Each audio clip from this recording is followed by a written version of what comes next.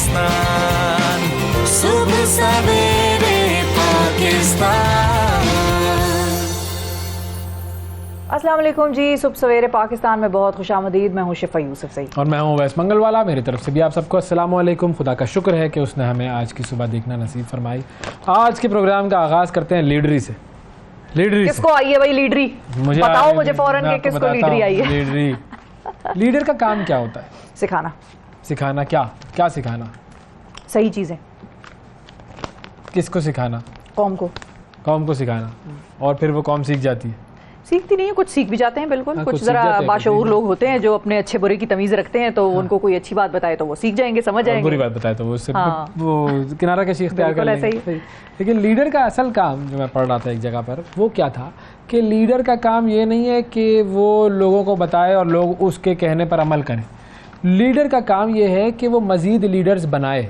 हाँ। वो एक सिस्टम डेवलप कर दे कि जब वो ना भी हो तो चीज़ें बेहतर तरीके से चल रही हों, सिस्टम के मुताबिक चल रही हों। उस लीडर का विज़न ये होता है कि मैं जब खुद मौजूद नहीं होऊंगा तो फिर ये काम कैसे हो रहा होगा। उसके लिए वो डेवलपमेंट करता है लोगों की और सिस्टम्स की। तो अगर आप लोगों को लीडर बना रहे हैं और सिस्टम्स बना रहे हैं मुख्तलिफ कामों के लिए, तो फिर हकीकी मानों में आप एक लीडर कहलाएंगे। वरना सिर्फ नारे लगाना, ऐलान करना और जलसों में तकरीरें करना और ये कहना कि बस जो मैं कहूँगा हमेशा सही होगा वो, और लोगों को हमेशा मेरी बात माननी चाहिए, ये लीडर का काम तो बनाते हैं ना लोग लीडरों को। सारे पाकिस्तान में लोग लीडर बना रहे हैं, बच्चों को अपने लीडर बनाते। तो आप मुझे बनाए लीडर? नहीं, आप अपने बच्चों को बनाएंगे ना लीडर, और बाकी भी जो सियासी शख्सियात हैं वो भी अपने बच्चों को लीडर बनाएंगी। मतलब उनकी तो ट्रेनिंग होती है ना, जैसे वो तो बस वो ट्रेनिंग लीडरी की उधर तक ही रहती है, आगे उससे नहीं बढ़ती। अरस्तू ने कहा था ना, हाँ, अरस्तू का जो सिस्टम था वो क्या था कि भाई लोग होने चाहिए जो स्पेसिफिकली इसी चीज़ के लिए ट्रेंड हो कि वो लीडरी कर सकें, मुल्कों को चला सकें। फौज का काम जो है उसका ये होगा कि जी उसके लिए ख़ास तौर पर लोग डेवलप किए जाएंगे। एग्रीकल्चर वालों का काम ये होगा कि उसके लिए ख़ास तौर पर डेवलप किए जाएंगे। वर्किंग क्लास अलग से डेवलप की जाएगी, लीडर क्लास अलग से डेवलप की जाएगी। तो ये क्या हम उस मॉडल पर चल रहे हैं? हम चल तो नहीं रहे। तो चले ना फिर 60 सेकंड न्यूज़ की तरफ चले जाते हैं। इधर उधर चलने से बेहतर है 60 सेकंड न्यूज़ की तरफ जाएं। लेकिन बुनियादी तौर पर एक लीडर की क्वालिटी ये है कि वो लीडर्स को डेवलप करे, लीडर पैदा करे और उस कौम को लीडर बनाए। तो बस अगले इलेक्शन में आपका लीडर वैस मंगलवाला जो आपको लेके जा रहा है 60 सेकंड न्यूज़ की तरफ। वज़ीर आज़म शहबाज शरीफ का अगले माह हुकूमती मामलात निगरान हुकूमत के सुपर्द करने का ऐलान। पाकिस्तान को IMF से 1 अरब 20 करोड़ डॉलर की पहली किस्त मौसूल। PTI फॉरवर्ड ब्लॉक के हाजी गुलबर खान गिलगित बल्तिस्तान के नए वज़ीर आला मुंतखब। इलेक्शन कमीशन ने वोट के इंतराज और कवायद की दुरुस्ती के लिए तारीख में 20 जुलाई तक तौसी कर दी। तैयब एर्दोआन अमरीका से F-16 तैयारों की ख़रीदारी के लिए पुरुमीद। एलॉन मस्क ने ChatGPT के मुकाबले में अपनी AI कंपनी कायम कर दी। यूरोप के शहरी गर्मी से बिलबिला उठे। इटली में पारा 40 हो गया। 8 शहरों में हीट वेव अलर्ट जारी। और दुनिया भर में भूख के शिकार अफराद की तादाद 73 करोड़ 50 लाख तक पहुंच गई। 60 सेकंड्स न्यूज़ आपने देखी और आपको पता चला कि भाई दुनिया में क्या हो रहा है और पाकिस्तान में क्या हो रहा है, ये भी आपको बताते हैं। लेकिन एक पाकिस्तान के बड़े अहम ख़ास शहर के हवाले से ज़रा बात करते हैं और आपको बताते हैं कि इस शहर के तारीख में इस शहर में क्या हुआ करता था। रावलपिंडी जो है ना, क्योंकि ये ट्विन सिटीज़ हैं, हम इस्लामाबाद में तो रहते हैं, लेकिन इस्लामाबाद मतलब हम इस्लामाबाद और रावलपिंडी इन दोनों में फ़र्क भी बहुत ज़्यादा है। हाँ। लेकिन इन दोनों की जो हिस्ट्री है वो भी बहुत ज़्यादा है। इस्लामाबाद तो हम सब जानते हैं कि एक शहर आबाद किया गया था, बसाया गया था। अयूब खान साहब के ज़माने में पाकिस्तान का दारुल हुकूमत जब कराची से इस्लामाबाद शिफ्ट किया गया था तो वो कराची का एक नक्शा था, फेडरल बी एरिया, फेडरल सी एरिया, उसी नक्शे को उठाकर इस्लामाबाद बना दिया गया और बड़ा ज़बरदस्त, बड़ा खूबसूरत, जो दुनिया के खूबसूरत तरीन शहर हैं उसमें शुमार होता है, दुनिया के सबसे खूबसूरत कैपिटल्स में शुमार होता है। लेकिन कराची चूँकि कैपिटल नहीं रहा तो फिर उसके बाद कराची का क्या हुआ उसके बारे में हम किसी दिन अलग से बात कर लेंगे। और इस्लामाबाद जो कि कैपिटल है, अब इसके साथ क्या हो रहा है ये और क्या होगा आगे आने वाले वक्तों में, ये भी कोई प्रिडिक्ट करना मुश्किल तो नहीं है। लेकिन हाँ, साथ वाले शहर की जरा आपको आज हम बात बताएंगे कि जो रावलपिंडी है, रावलपिंडी में पाकिस्तान ने अपने बड़े बड़े लीडरान को खोया भी है। रावलपिंडी शहर की एक वो तारीख भी है जो कि कोई बहुत ज़्यादा बात करने के काबिल नहीं है, हमें तकलीफ होती है उस तारीख पर बात करते हुए। लेकिन रावलपिंडी पाकिस्तान का एक अहम शहर है जिसकी तारीख पर आज हम ज़रा नज़र दौड़ाते हैं। और हाल ही में मारूफ सहाफ़ी सजाद अजहर साहब ने एक इंटरव्यू की, बड़ी तफसील, खूबसूरत तफसील जो है वो शाया की। और ये इंटरव्यू पिंडी के एक वकील तारिक आज़म चौधरी साहब का है जो 1980 में रिकॉर्ड किया गया था, तो पुराना है, आर्काइव्स का हिस्सा है। और उन्होंने इंटरव्यू में इस शहर की तारीख और समाज को बड़ी खूबसूरती से समोया है और बड़ा ये चर्चा इसका चल रहा है कि रावलपिंडी की तारीख बताई है किसी ने, तो वो इसलिए बहुत ज़्यादा अंडर डिस्कशन है। अच्छा, वो बताते ये हैं कि पिंडी शहर को 1763 में मलखा सिंह जो थैपुर हैं, ये इन्होंने आबाद किया था। मलका सिंह थैपुरिया इन्होंने आबाद किया था। और हम इस इंटरव्यू के कुछ हिस्से आपको बताते हैं कि आगाज़ में पिंडी पर भट्टियों की हुक्मरानी रही। बिल्कुल, जो भट्टी हैं, जो हमारी भट्टी कास्ट है, उनकी हुक्मरानी रही। और फिर इक़्तिदार गखड़ों के हाथ में आ गया और गखड़ प्लाजा भी जो है एक रावलपिंडी का बड़ा मशहूर और बड़ा पुराना है। अच्छा, फिर इसके बाद ये शहर जो है महाराजा रंजीत सिंह की हुकूमत का हिस्सा बन गया। और उस दौर के आखिरी तहसीलदार जो है वो कृपाल सिंह थे। और जब अंग्रेज़ों की हुकूमत आई तो कृपाल सिंह ने उनसे ताल्लुकात बनाए और शहर की तामीर और तरक्की में बड़ा ही अहम किरदार अदा किया। अच्छा, फिर 1873 में यहाँ पर रेलवे लाइन बिछाई गई थी और सिखों का ये जो ख़ानदान था ये आगे चलकर शहर का सबसे बाअसर ख़ानदान बन गया था। अच्छा, अगर हिंदू कम्युनिटी की बात की जाए तो उनकी 4 कौमें ये पिंडी में आबाद थी। ये कौमें कौन सी थी? इसमें आनंद थे, सैगल थे, सेटीज़ थे और साहनी थे। ये 4 कौमें यहाँ पर आबाद थी। फिर पिंडी में मुसलमान जो थे वो काफ़ी पसमानदा थे और ये मामला सिर्फ पिंडी तक महदूद नहीं था बल्कि पूरे हिंदुस्तान में मुसलमानों की सूरत हाल कमोबेश कुछ ऐसी ही थी। और इस इंटरव्यू में ये भी कहा गया कि पिंडी में सिर्फ उनका जो चौधरी ख़ानदान जो था वो बाअसर ख़ानदान था। और उस वक्त ये उसूल बनाया गया था कि म्यूनिसिपल कमेटी जो है उसका सदर हिंदू होगा, फिर सीनियर नायब सदर जो है वो ओहदा एक मुसलमान के पास होगा और जूनियर नायब सदर ये सिख बरादरी से ताल्लुक़ रखेगा। तो इस तरीके से ये एक पूरा एक कम्युनिटी सिस्टम बनाया गया था ताकि तमाम जो कम्युनिटीज़ हैं वो इसमें इंटीग्रेट होकर इस शहर के लिए काम कर सके। बिल्कुल। अच्छा, रावलपिंडी में पहली कार जो थी वो 1919 में आई जो नवाब मोहम्मद हयात नून ने खरीदी थी और वो सर फिरोज खान नून के वालिद थे। बिल्कुल, तो ये पहली गाड़ी जो थी ये उनकी थी। और तारिक आज़म चौधरी साहब ने इंटरव्यू में ये भी बताया कि पिंडी की तारीख की एक शानदार दास्तान है और वो दास्तान जाहिर है आप मुख्तलिफ किताबों में पढ़ेंगे, आपको पाकिस्तान के हवाले से मिलेगी। लेकिन कुछ ऐसे लोग होते हैं जो हमारे मुआशरे में, हमारे इर्द गिर्द मौजूद होते हैं, उनसे ऐसी चीज़ें सीखने और सुनने की ज़रूरत है हमें, ताकि हमें पता हो कि हमारे शहरों की क्या हकीकत थी, पहले किस तरह के होते थे और बाद में किस तरह से वो इवॉल्व हुए और बदले। तो इस किस्म की जो शख्सियात हैं जो माजी के झरोकों में हमें ज़रा झांकने की तौफीक दे सकते हैं तो उनसे मिलना भी चाहिए, उनसे बातचीत भी करनी चाहिए। बिल्कुल। अब पिंडी के हवाले से एक दो और जो आपने शुरू में बात की कि बहुत सारे लीडरों को हमने खोया भी। हाँ, तो वो जो तो खोना है तारीख है वो शुरू हुआ था जनाब लियाकत अली खान साहब से। फिर उसके बाद बेनज़ीर भुट्टो साहिबा वो भी वहीं पर। फिर उसके अलावा उजड़ी कैंप का एक सान्हा हुआ था। बिल्कुल, वो एक बहुत ऐसा सान्हा था जो कि आज भी सबको याद है। तो और वैसे अगर आबादी की बात की जाए तो एक बहुत बड़ी आबादी जो कि है पिंडी में रहती है, क्योंकि कराची के बारे में हम जानते हैं कराची बड़ा आबादी वाला शहर है, 2-2.5 करोड़ की आबादी है वहाँ पर।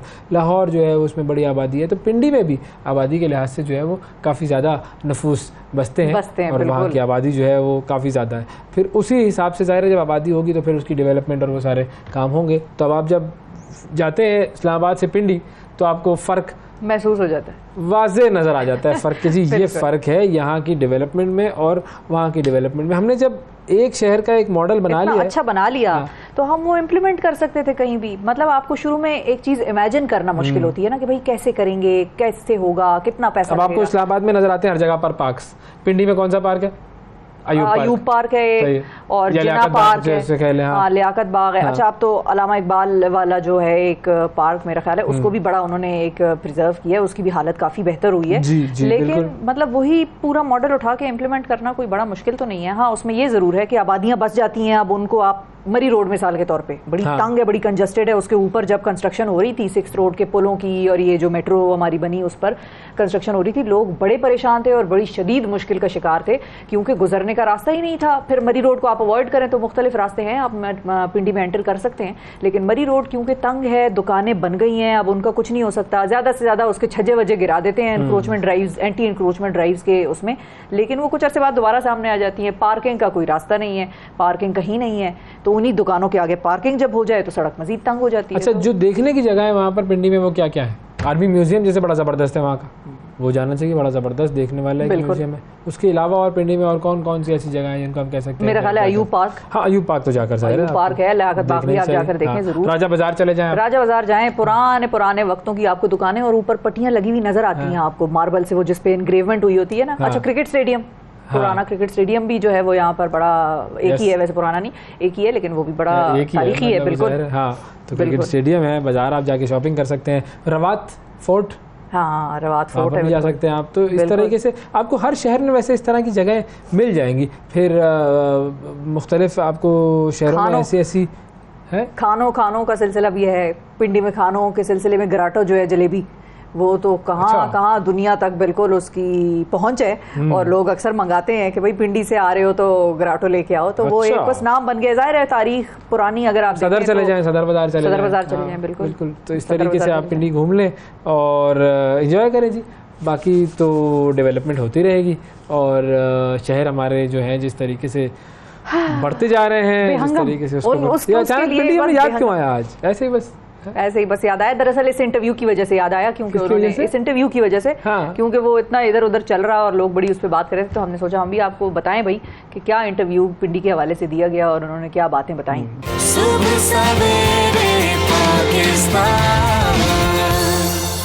वेलकम बैक जी। कुछ बात करते हैं मुनफरिद आइडिया से कमाई करने के तरीकों की। ये जिंदगी में ये सेगमेंट आप करती है ना, मुझे लगता है कि मैं कुछ कर लूं। वाकई अब मैं सोच रहा हूं कि मुझे भी कुछ करना चाहिए, तो उसके लिए सेगमेंट एक और आइडिया लेके आई हूं आपके लिए, और आप ये कर सकते हैं बिल्कुल, और कोई भी शख्स ये कर सकता है अपनी कमाई में इजाफा करने के लिए, प्रॉफिट को बेहतर बनाने के लिए या अर्निंग शुरू करने के लिए आइडियाज होने चाहिए। बस इम्प्लीमेंटेशन फिर आहिस्ता आहिस्ता हो जाती है और फर्स्ट स्टेप लेना जरूरी होता है, उसके बाद फिर सिलसिला चल पड़ता है। क्या आइडिया क्या है बताएं? आइडिया ये है कि एक हमारे जो आज के मेहमान हैं खास तौर पर, वो करते हैं रैबिट फार्मिंग, और चकवाल के एक गांव से उनका ताल्लुक है। वहां पर वो न सिर्फ रैबिट्स को पालते हैं, उनकी फार्मिंग करते हैं, बल्कि जाहिर है रैबिट्स का गोश्त खाया भी जाता है।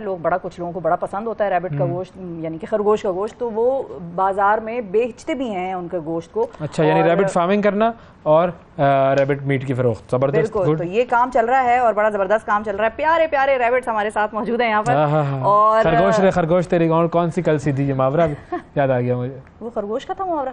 अच्छा, क्या था वो? खरगोश के मुंह में जीरा। मतलब ठीक है, मैं पैदल जरूर हो सकती हूँ कभी कभार किसी बात पे, लेकिन इतनी पैदल नहीं हुआ वैसे। खरगोश के मुंह में जीरा, ऊंट के मुंह में जीरा। खरगोश क्या जाने, बंदर वो क्या कहते हैं, अदरक का स्वाद, सब हो सकते हैं भाई। हाँ, ये हो सकता है, लेकिन इनके जो ओनर हैं वो हमारे साथ मौजूद है, मलिक वकास साहब, और इन्होंने ये मुनफरिद आइडिया निकाला है रैबिट फार्मिंग का और रैबिट के गोश्त के फरोख्त का। अस्सलाम वालेकुम मलिक साहब। वालेकुम अस्सलाम। सर कैसे हैं? ठीक ठाक हैं? अल्हम्दुलिल्लाह। हाँ, ये क्यों और कैसे और क्या कहानी? ये बैठे बिठाए बस यूँ समझ लें कि अपनी फैमिली को ऑर्गेनिक चीज़ें खिलाने का शौक़ था कुछ टाइम पहले, आज से 6 साल पहले, जब हम मार्केटिंग किया करते थे कंपनी में, और उस वक्त भी मार्केटिंग में जो हाई पोस्ट पे होता है वो वेला बैठा हुआ होता है। हाँ, सही है।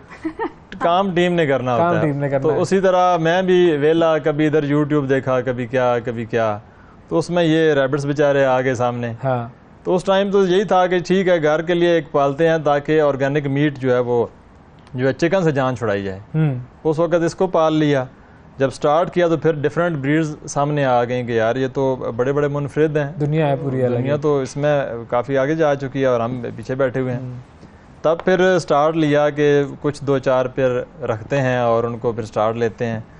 तो पहली जो नस्ल हमने मंगवाई थी वो न्यूजीलैंड वाइट थी, जो मीट के लिए पाली जाती थी। अच्छा। दुनिया में न्यूजीलैंड से मंगवाई थी आपने? हाँ, ये बेसिकली जितनी भी इम्पोर्ट आती है ये इंडोनेशिया और मलेशिया से आती है। अच्छा। इसमें जो वाइट है वो न्यूजीलैंड है नीचे। अच्छा, वो छोटा वाला नीचे। जी, ओके। तो वो मीट के लिए बेसिकली जो है वो पाली जाती है, तो वो हमने इंपोर्ट करवाई, यहाँ पे स्टार्ट किया। तो शुरू में तो जो पहले झटके लगे थे हमें, उसमें तो हम बड़े देर बर्दाश्ता हो गए कि हमें सब ने कहा जी खरगोश को आप पालें और करोड़ों कमाएं, हाँ, भाई उसी को लेके हमने भी रखा लेकिन करोड़ों ना मिले। करोड़ों ना आ रहे। करोड़ों नहीं आए बल्कि ज्यादा हो गया। मुझे याद है कि पहला पेयर आया था 1.5 लाख रुपए का। अच्छा, और हम जो गांव के रहने वाले हैं बड़ी वैल्यू रखता है आज से 6 साल पहले 1.5 लाख रुपया।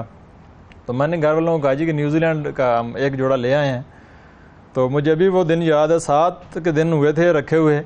तो मैं सुबह सुबह शेव कर रहा था उस टाइम पे, मुझे मिसेज ने आके बताया कि एक मर गया है और दूसरा फड़क रहा है। ठीक है, अच्छा, तो मतलब वो 1.5 लाख रुपया 7 दिन में हमारे 50 तो गया। कट लग गया होगा। उसी वक्त छोड़ी भागा, जैसे ही उठाया तो वो उस वक्त एक्सपायर हो गया। क्योंकि नॉलेज नहीं था कि इनको पालना कैसे है, इन ब्रीड्स को रखना कैसे है। वो ख्याल तो है कि करोड़ों कमाएंगे, लेकिन इनकी जो बेसिक नीड्स हैं वो पूरी करना बड़ी ज़रूरी थी। तब जो है वो घर वालों ने तो खैर वो नुकसान तो 1.5 लाख का था ही था। इसके अलावा गांव का जो ट्रेंड होता है कि कोई नुकसान हो जाए तो फिर पूरी बरादरी पूछने भी आती है। हाँ, सही वो बात। एक हफ्ता 100 के साथ साथ वो अलग से 50-60 हज़ार का नुकसान। हाँ, दावत सबको चाय बिस्किट पिलाए जा रहे हैं जी कि वो 1.5 लाख का नुकसान हो गया है, उसने रैबिट रखे थे। तो तब एक ज़िद थी कि अब जो है वो बजाय इससे भाग जाएं, अब करनी ही खरगोश फार्मिंग है, लेकिन प्रॉपर वे में करनी। अब आप कहाँ तक पहुँच चुके हैं? कितने खरगोश आपके पास इस वक्त हैं? अभी ऑलमोस्ट 750 इस वक्त फार्म पे मौजूद हैं, और हैवीएस्ट जो हमारा फार्म गया है वो 4000 तक गया है। अच्छा, 4000 खरगोश एक वक्त जी, में। एक अच्छा, वक्त और में। और ये कितने अरसे में हुए ये सारे? ये 2021 जनवरी में मैंने इसकी बुनियाद रखी थी कमर्शियल फार्मिंग की। पाकिस्तान में ये पहला फार्म था कमर्शियल।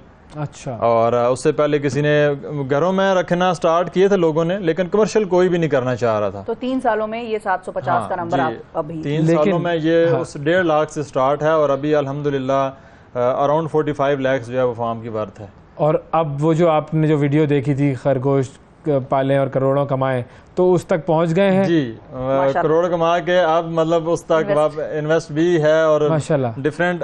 इसके अलावा पाकिस्तान में 174 ब्रांचेस भी हैं माशाल्लाह। आपके फार्म की? जी, वो फार्म किस की। जगह पे हैं? ऑलमोस्ट कराची में, बहावलपुर में, चकवाल में, हर मतलब बड़े तकरीबन शहर। हर शहर में। कोई अगर वो कमर्शियल लेवल पे नहीं कर रहा तो कम से कम तो उसने ये आपको कैसे पता लगेगा खरगोश का बच्चा हुआ और किसी ने वर्कर ने गोल कर लिया? फिर इसमें जीपीएस लगाया? ऐसा नहीं हो सकता। उसकी वजह यह है कि मैं अभी तक जो है ना खरगोशों के साथ जितनी भी मैनेजमेंट की वर्किंग है वो मैं खुद करता हूँ।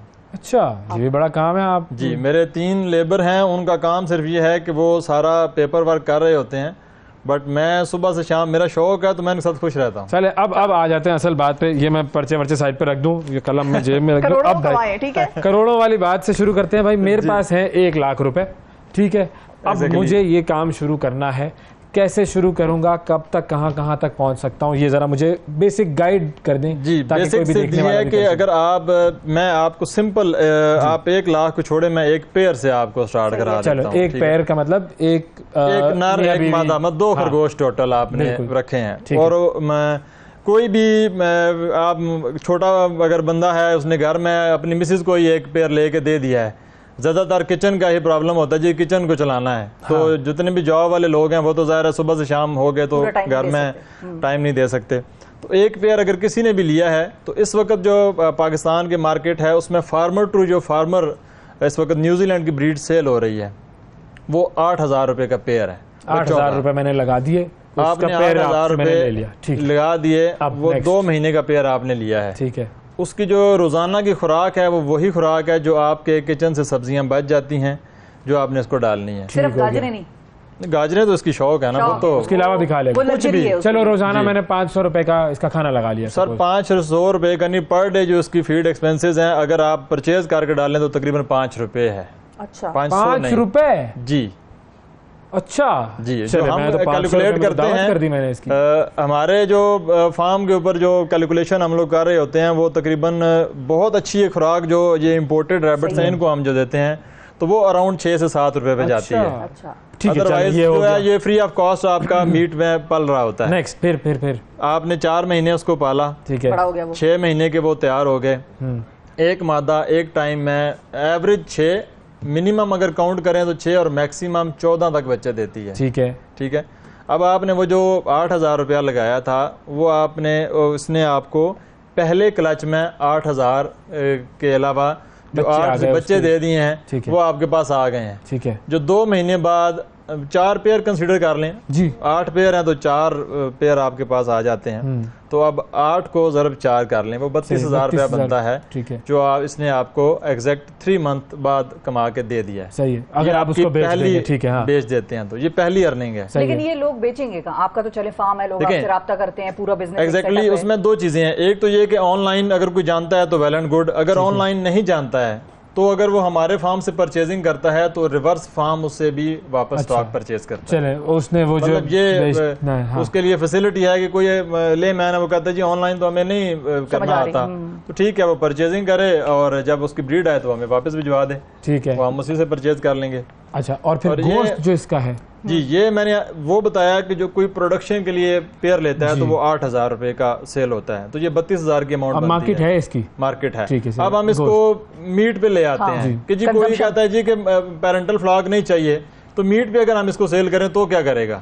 हम जो 0 से जो इसकी सेल वैल्यू है उसको काउंट कर लेते हैं, ये तो हाईएस्ट हमने काउंट की, तो वो बनता है इस वक्त जो इसका लाइव वेट है वो 650 पर केजी इसका मीट का रेट है। ठीक है, किसी भी जगह पे आप सेल कर सकते हैं, नॉर्मल शॉप। और उस गोश्त की भी मार्केट है, लोग खरीदते हैं। एग्जैक्टली। इस वक्त पाकिस्तान का पहला जो है वो प्लेटियस होटल जेहलम में बन चुका है, जहाँ पे आपको सिर्फ रैबिट का मीट मिलेगा। और इसकी कोई खास इसके फायदे हैं रैबिट के मीट के? कोई? जी, रैबिट के मीट के आपको मैं फायदे बताऊं तो इस वक्त कुदरती तौर पे अल्लाह पाक ने इसके अंदर जो इंग्रेडिएंट्स रखे हैं, एग्जैक्टली जो एक इंसान को पर डे जो उसकी रिक्वायरमेंट है विटामिन्स की, वही एग्जैक्टली रैबिट्स के अंदर मौजूद है। अच्छा, तो इसका मतलब है कि ये खा भी सकते हैं आप सुकून से, अगर आप टेस्ट भी अच्छा होता है वैसे। अगर आप सही बनाया हुआ हो तो आप चिकन में और रैबिट्स में डिफरेंस नहीं कर सकते। रोला डाल दिया, आप खवातीन पहले रैबिट का गोश्त बनाना सीखेंगी। हाँ, नहीं, आप चिकन जो बनाते हैं उसी तरह रैबिट को बनाएं, गल जाता है आराम से, इजीली मिल जाता है। नहीं, गल भी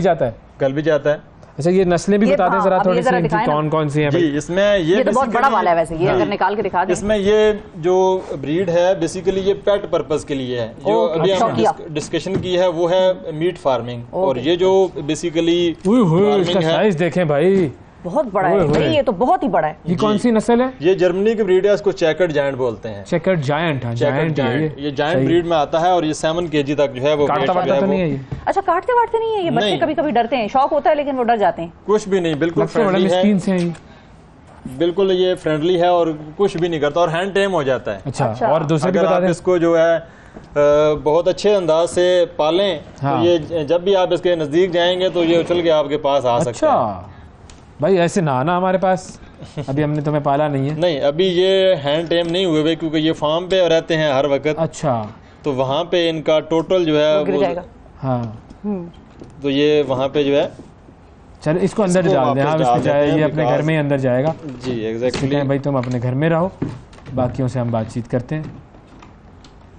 और मौसम कैसा इनको चाहिए होता है? इनको टेम्परेचर बेसिकली मीट के लिए जो रिक्वायरमेंट है वो 35 डिग्री मैक्सिमम आप जा सकते हैं। अच्छा। और जगह कितनी चाहिए होती है इनको पालने के लिए? जगह इनको 2.5 फुट बाय 2 फुट का एक केज चाहिए, सिंपल। उसी में ब्रीडिंग भी हो जाएगी? उसी में ब्रीडिंग करेगा, उसी में ये रहेगा, उसकी सारी रहेगा, लेकिन हेल्दी रहेगा। ये आपके सामने तमाम रैबिट्स जो हैं वो उसी के अंदर ही जो है वो रहते हैं।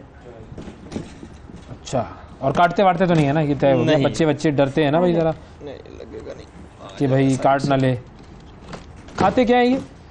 सब्जियां बस, सिंपल। ये चिंचिला ब्रीड है, जिसको चिंचिला क्या नाम है इसका? चिंचिला।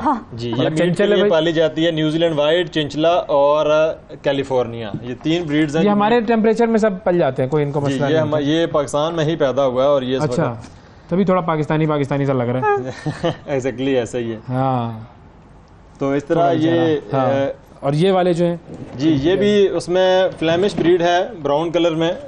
इसको अब वापस मेरे ख्याल से डाल दिया जाए। पाकिस्तानी है, इसको तो अंदर ही कर दें। हाँ ना, ये इसके पेरेंट्स इंपोर्टेड हैं। अच्छा, पेरेंट्स इंपोर्टेड है जी। ये ब्रीड पाकिस्तानी नहीं है, सिर्फ ये पैदा पाकिस्तान में हुआ है। अच्छा, आ जाओ बेटा, तुम आ जाओ पाकिस्तानी इधर। खरगोश के गोश्त पे कोई टैक्स वैक्स तो नहीं लगा है नया?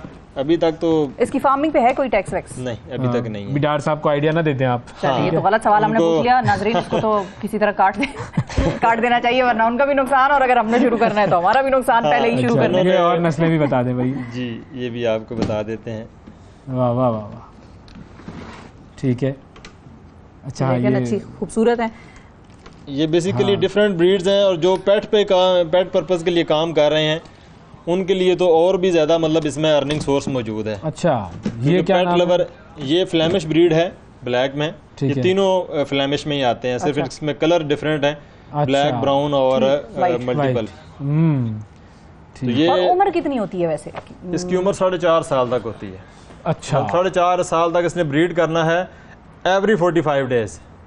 एवरी 45 डेज ये ब्रीडिंग करेगा 4.5 जी। साल तक, तो ये तो बड़ी इसकी नस्ल बढ़ती है। यही अर्निंग बेसिकली सोर्स है। ये तो वो कि कबूतर याद आ गए मुझे, कबूतर बढ़ना शुरू होते हैं तो इतने हो जाते हैं अचानक। आप देख लें कि ये वाहिद जानवर है जिसके लिए एक मुल्क ने अपनी आर्मी यूज की थी। कौन इसको सी? खत्म क्या? करने के लिए, ये तो ऑस्ट्रेलिया। बताओ। हाँ, ऑस्ट्रेलिया वालों ने तो आप 1902 ऊँटों को भी खत्म करने के लिए अपना जी 1902 में उन्होंने एज ए जंगल की खूबसूरती के लिए कुछ रैबिट्स जो है वो उन्होंने छोड़े थे, ज्यादा हो गए, वो बढ़ गए। और वो इतने ज्यादा हो गए कि उनकी जो जितनी फसलें हैं उन्होंने तबाह कर दी थी। अब वहाँ पे बैन है हाँ, रैबिट रखना, उसके लिए बाकायदा लाइसेंस देना पड़ता है। अच्छा, तो ये और हमारा गौरव घर ने को इसी चीज को बेसिकली पॉजिटिव यूज कर लिया है कि इसकी प्रोडक्शन बहुत ज्यादा होती है, तो क्यों ना इसके मीट को जो है वो यूटिलाइज किया जाए। सही है। और ये सही चीज़ है। पाकिस्तान में इससे पहले किसी ने नहीं थी की, और हम क्योंकि मार्केटिंग में थे तो ये आइडिया आया कि क्यों ना इसको फिर तो आप प्रमोट खुश किया हैं, जाए। मुतमईन इस बिजनेस से? बिल्कुल। अल्हम्दुलिल्लाह। तो चलें। 8,000 रुपए से शुरू कर सकते हैं शिफा, मेरे ख्याल में इतना जी। कोई ये मसला है नहीं। है नहीं। 8,000 शुरू में किया आपको जाए। देता हूँ, एक पैर मेरी तरफ से आप रख के उसको कुछ कर सकते हैं ऐसा? मेरे घर नहीं, में जगह असल नहीं है, में, छोटी अपार्टमेंट में रहता हूँ, छोटे से, उसमें जगह नहीं है। तो उसके लिए आप जहाँ जितना भी छोटा होगा 2.5 फुट बाय 2 फुट चलो की दो जगह अदद पे निकालना। 2 अदद पे पर्ची लगा देना, अवैस और मंगल वाला, तो वो दोनों अवैस और मंगल वाला हो जाएंगे अवैस के। पता लगेगा आपको हजारों में, लाखों की हजारों में तादाद में। दो मकसद इनके मेरा लिए पूछना है। ये था इनके कि लिए। छोटी जगह में भी हो सकता है ये? जी, छोटी जगह में पेट पर्पज फार्मिंग की जाती है। अच्छा। मतलब कोई अगर कमर्शियल मीट पे फार्मिंग नहीं कर सकता, क्योंकि मीट की फार्मिंग की जो बेसिक नीड है वो है कि आपके पास जगह ज्यादा और रैबिट्स भी ज्यादा होने चाहिए। ओके, ज़ाहिर है, अब एक से आपने 5 बच्चे लिए और वो तो आपने खा लिए, हाँ, फिर क्या तो होगा? फिर आप क्या 6 महीने फिर इंतजार करेंगे या 2 महीने के दोबारा वो बच्चे आएंगे और फिर खाएंगे?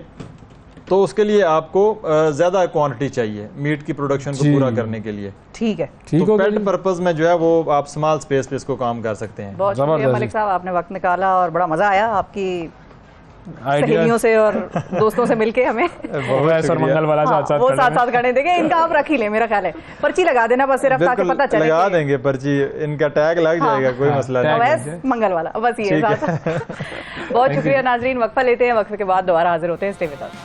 सुबह सवेरे पाकिस्तान। वेलकम बैक जी, सुबह सवेरे पाकिस्तान में एक मरतबा फिर खुश आमदीद। अब बात करते हैं जी कुछ बेनज़ीर इनकम सपोर्ट प्रोग्राम की, और ये जो बजट आया है इसमें इस बेनज़ीर इनकम सपोर्ट प्रोग्राम के हवाले से काफ़ी तब्दीलियाँ की गई हैं, काफ़ी इसमें जो है वो बजट को बढ़ाया भी गया है। बहुत सारे ऐसे तबके हैं जिनको इंक्लूड भी किया गया है। इस हवाले से हम बात करेंगे। हमारे साथ फैसल करीम कुंडी साहब मौजूद हैं, जो कि वज़ीर ममलकत बराए तख़फ़ीफ़ गुरबत। अस्सलाम वालेकुम सर। वालेकुम सलाम। बहुत शुक्रिया सर, आपने वक्त निकाला। सबसे पहले तो बड़े अहम ऐलानात हुए हैं बजट में बिस्प के हवाले से, तो वो ऐलानात क्या क्या हैं हम चाहेंगे ज़रा नाजरीन के लिए आप थोड़ा सा पहले उनका रिकैप कर दें।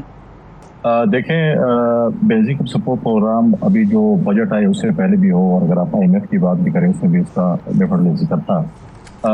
ये 2008 में जब पाकिस्तान पीपल्स पार्टी की हुकूमत आई थी तो हमने जो है इस चीज़ को जो है 2010 में जो इसका इनिशिएटिव लिया था और शुरू किया था, क्योंकि मोहतरमा बेनज़ीर भुट्टो शहीद का ख्वाब था कि ख़वातीन जो है एम्पावर हो, पाकिस्तान की गरीब ख़वातीन खासकर, और डायरेक्टली किस तरीके से हम उनको सपोर्ट कर सकते हैं, उस हवाले से ये था। और हमने वहाँ पे जब शुरू किया, और आज तक अगर आज आप देखें तो इस वक्त हमारे तकरीबन 8.99 मिलियन बेनिफिशरीज हैं, और इनको हम अभी तक जो है वो सहमाई की बुनियाद पर 7,000 रुपये दे रहे थे।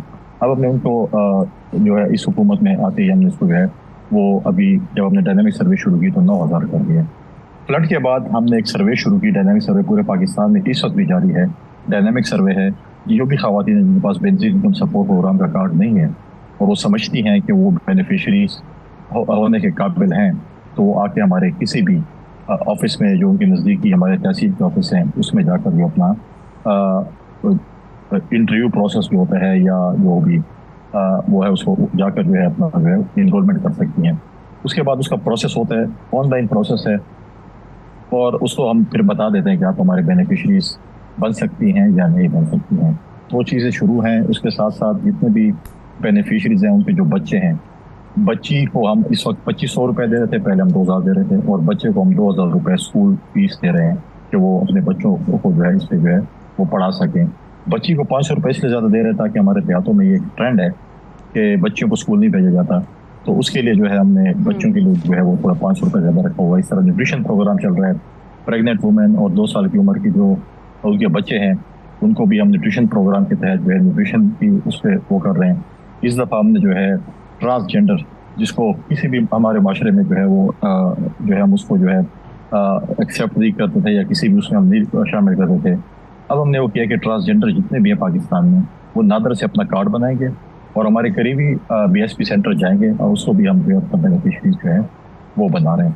इसके साथ साथ एक और बड़ा इंपॉर्टेंट ये है कि पिछले उसमें हुकूमत में कोई 9 लाख के करीब कार्ड ब्लॉक कर दिए गए थे गैर ज़रूरी तौर पर। अगर किसी ने बाहर ट्रैवल किया है, उम्रा हज किया है, ज़ियारत पे गए हैं, 1000 रुपये का मोबाइल अपलोड किया है या बाकी ऐसी चीज़ें, एग्जिस्टिव पासपोर्ट या ID कार्ड बनाया है, तो इस चीज़ को उन्हें ब्लॉक कर दिया था। अब ज़रूरी नहीं है कि आप बाहर गए ज़ियारत पे, हज भी, उम्रे पे, आपको किसी ने भेजा हो, अपने आप मुलाजिम को भेज देते हैं। अपने मुलाजिम के मोबाइल में अगर आप मोबाइल जो है अपलोड कर लेते हैं तो उसके लिए जो है ना हमने जो वो कर दिया कि हमने उसको जो है ना वो ख़त्म कर दिया है। और अब जो है वो अब देख रहे हैं कि कौन कौन हमारे जो है वो इसमें बेनिफिशरीज जो हैं वो इस पे जो है जेन्युइन है, तो हम उनके कार्ड्स भी खोल रहे हैं। तकरीबन 2.5 लाख के लगभग कार्ड सब खोल रहे हैं, बाकी को प्रोसेस शुरू होगी हम करने के लिए जा रहे हैं। सबसे मेन चीज़ है इसकी ट्रांसपेरेंसी। बहुत सी शिकायत पहले आती थी कि ट्रांसपेरेंसी नहीं है, हमारे जो डिटेलर्स हैं उसमें से कोई शिकायतें आती हैं कि पैसे जो है कटौती कर रहे हैं, ये कर रहे हैं। उसके लिए बहुत जल्द हम एक स्कीम लेके आ रहे हैं और इसी महीने इंशाल्लाह आ रही है कि हम उनके बैंक अकाउंट्स खोलने के लिए जा रहे हैं। पायलट प्रोजेक्ट में हम 7 डिस्ट्रिक्ट्स कर रहे हैं, हर सूबे में हम ले रहे हैं डिस्ट्रिक्ट्स, और हम 4 बैंक इस वक्त हमने स्टेट बैंक ने हमें अप्रूव करके दिए। उसके बाद अगस्त में तमाम बैंक्स जो कि स्टेट बैंक के नीचे आते हैं, कोई भी बेनिफिशरी जिस बैंक में भी अकाउंट खोलेगा उसके बैंक के अकाउंट ओपनिंग के पैसे हम देंगे और उनको डायरेक्ट डेबिट BSP की तरफ से हर सेमाई जो भी उनकी किस्तें आएंगी, जो भी उनके बाकी बच्चों के आएंगे, जिस चीज़ के भी आएंगे, डायरेक्ट डेबिट उनके बैंक में होगा। तो बीच में जो ट्रांसपेरेंसी है, जो कि बीच में टेलर पैसे खाते थे, वो सिस्टम भी ख़त्म हो जाएगा। तो ये जो है इनको डायरेक्ट डेबिट होगा, बैंक से जाकर अपने पैसे चेक के ज़रिए, ATM के ज़रिए, जिस तरीके से भी चाहें वो निकाल सकेंगे। सही है। अच्छा सर, ये भी बताइएगा कि ये जो स्कॉलरशिप के हवाले से रकम का इजाफा किया गया है वो कितनी है और किस क्राइटेरिया के तहत किस लेवल के स्टूडेंट्स को दिया जाएगा? ये अंडर ग्रेजुएट स्कूल गोइंग है। ये स्कूल गोइंग जो आपके बच्चे हैं, आपके फॉर्म बे में रजिस्टर्ड हैं, हमने ये रखा है कि हम उनको दे रहे हैं 2500 जो है वो बच्चे को 2000 स्कूल गोइंग को। लेकिन उनके साथ साथ हम ये भी मॉनिटर कर रहे हैं कि उनकी अटेंडेंस भी हो। ऐसे ना हो कि आप बच्चों की वो स्कॉलरशिप ले रहे हैं और बच्चे स्कूल ना जा रहे हैं। हम अटेंडेंस तकरीबन हमने रखी हुई 70% अटेंडेंस के बच्चों को हम जो है जो रेगुलरली पैसे देंगे। फिर हम ग्रेजुएट को भी कर रहे हैं, हम यूनिवर्सिटी लेवल पे भी जा रहे हैं, हम सब ये स्कीमें ले रहे हैं ताकि हम उन बच्चों को पढ़ाएं, उनको हुनर दें। हम इस पर खुश नहीं है कि हमारे पास 9 मिलियन बेनिफिशरीज और बढ़ेंगे। हम उस पर खुश होंगे जब 9 से हम 8 पे हैं, 7 पे और 6 पे हैं, ताकि हम इस पॉलिसी लोगों को एग्जिट करें। हम वसीला रोजगार स्कीम की तरफ जा रहे हैं ताकि हम उनको अपने पाँव पे खड़ा करें, अपना रोजगार कमाएं और इस स्कीम से एग्जिट करें। एंट्री पे हम खुश नहीं है कि हमने इतने बढ़ा दिए और हम इन लोगों को वजीफा दे रहे हैं। हम उस पर खुशी हमें होगी जब लोग एग्जिट करना शुरू हो जाएंगे। सही है। लेकिन सर एक चीज़ जो आप बता रहे हैं ना, ये है तो बड़ा अच्छा कि बच्चियों के लिए 2500 और बच्चों के लिए जो है वो 2000 जो स्कूल जाने के लिए आप लोगों का अंडर ग्रेजुएट प्रोग्राम है बेनज़ीर इनकम सपोर्ट का। लेकिन इससे लोगों के वाले मतलब कुछ लोगों ने इस पर ये एतराज़ उठाया कि ये एक तरह से इंसेंटिवाइज करना हो गया पॉपुलेशन ग्रोथ को भी। तो जहाँ पर उनसे 2 बच्चे नहीं संभल रहे थे और उन्होंने एक के लिए 2500 और दूसरे के लिए 2000 ले लिए, वहाँ पर वो तीसरा बच्चा पैदा हो जाएगा, फिर चौथा हो जाएगा पैसे के चक्कर में। देखें, अब इसमें एक और बात यह है, अब पैसों का चक्कर तो हो रहा है। अब जो रजिस्ट्रेशन आप करते हैं इस वक्त जो जा रहे सर्वे के लिए, डायनामिक सर्वे के शुरू हुए, और आप क्या है कि मैं अहल हूँ, तो जिनके ज़्यादा बच्चे होते हैं वो उनका जो है वो स्कोर कम, 32 हमारा PMT स्कोर होता है। 32 से अगर आप स्कोर नीचे होगा तो 32 या उससे नीचे तो आप हमारे सिस्टम में आ जाएंगे। अगर 32 या से ऊपर होगा तो आप सिस्टम में नहीं आएंगे। तो अगर आपके बच्चे जितने ज़्यादा हैं तो आपका स्कोर नीचे आएगा, क्योंकि आपके ऊपर बोझ बच्चों का है, तो आप जो है घर का जो है बोझ ज़्यादा है। तो अगर उस तरीके से देखें तो अगर बोलेंगे जिससे ज़्यादा बच्चे हैं तो ज़्यादा इसके अंदर एक्सेप्टेबल है, नहीं है, उसमें एक क्वेश्चन है। अब लोग ये समझ रहे हैं कि जी आपके 4-6 बच्चे होंगे, 8 बच्चे होंगे तो आप इसमें क्वालिफाई करेंगे, नहीं, उसके एक अपने नंबर्स हैं, क्योंकि फिर आपके और नंबर्स भी हैं, आपका घर कच्चा है पक्का है, आपके घर में स्त्री है, फ्रिज है, गाड़ी है, ट्रैक्टर है देहातों में या बाकी चीज़ें हैं। लेकिन अब लोग ये कंसेप्ट करेंगे जी अगर आपके ज़्यादा बच्चे हैं तो आप इसके अंदर आ जाएंगे और आपको ये पैसे मिलने शुरू हो जाएंगे, गलत कॉन्सेप्ट है, हम इसी से भी नहीं जाते। लेकिन ये है कि अब डेफिनेटली ऐसे देहातों में अगर आप जाएँ और आपने बहुत ट्रैवल भी किया है, आपने वहाँ पे प्रोग्राम भी किए हैं, तो गरीब लोगों के लिए तो डेफिनेटली उनको पढ़ाने के लिए पैसे नहीं, तो कम से कम कुछ सपोर्ट उनको दे रहे हैं पढ़ाने के लिए। नहीं, बिल्कुल सपोर्ट है। बच्चों के बहुत मर्तबा मुस्तकबिल सिर्फ रुका इस वजह से होता है कि पेरेंट्स अफोर्ड ही नहीं कर सकते, और वो चाहते हैं कि उनके बच्चे स्कूल जाएं, तालीम हासिल करें, लेकिन चूंकि उनके पास पैसे नहीं होते तो वो बच्चों को नहीं भेज सकते। अच्छा, अब चूंकि हम बच्चों की ही बात कर रहे हैं तो बेनज़ीर नशोनुमा प्रोग्राम जो है इसके बारे में भी थोड़ा सा बताएं। इसके हवाले से बजट में क्या आजकल आप लोगों ने मुख्तस किया, कितनी रकम?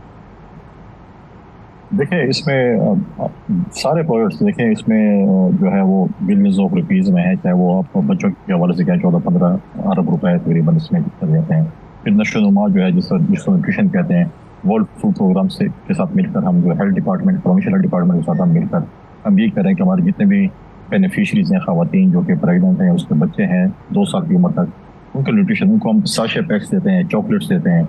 उसमें फिर ये होता है कि जब वो साशे पैक्स यूज़ करके वापस आती हैं और उसको इस्तेमाल के तो बुलाते हैं कि हमने यूज़ कर लिया, अब मतलब है कि ये उनकी अपनी ईमानदारी है, जो भी है वो उनको लाना पड़ता है इस्तेमाल करने के बाद। फिर उसके बाद हम उनको जो है कुछ जो उनको सपोर्ट है वो देते हैं। उसके बाद फिर बाकी उसको जो हम साशे पैक्स देते हैं ताकि वो जो है उसका न्यूट्रिशन प्रोग्राम जितना भी चल रहा था उसके ज़रिए जो है हम उनको वो दे रहे हैं ताकि हम जो है इनको जो है इस चीज़ में जो है वो कर सकें। लिहाजा हमारी कोशिश है जितने हमारे बेनिफिशरीज़ हैं हम उनको जिस तरीके से भी हो हम इसको जो है वो सपोर्ट करें। पढ़ाई रियासत का जो कॉन्सेप्ट है इसी पे है कि हम कहते हैं कि हम सर्वे हो, प्रॉपर सर्वे हो, गलत सर्वे ना हो, और जो भी डिजर्विंग है कम से कम उनको ये चीज़ें मिलती हैं।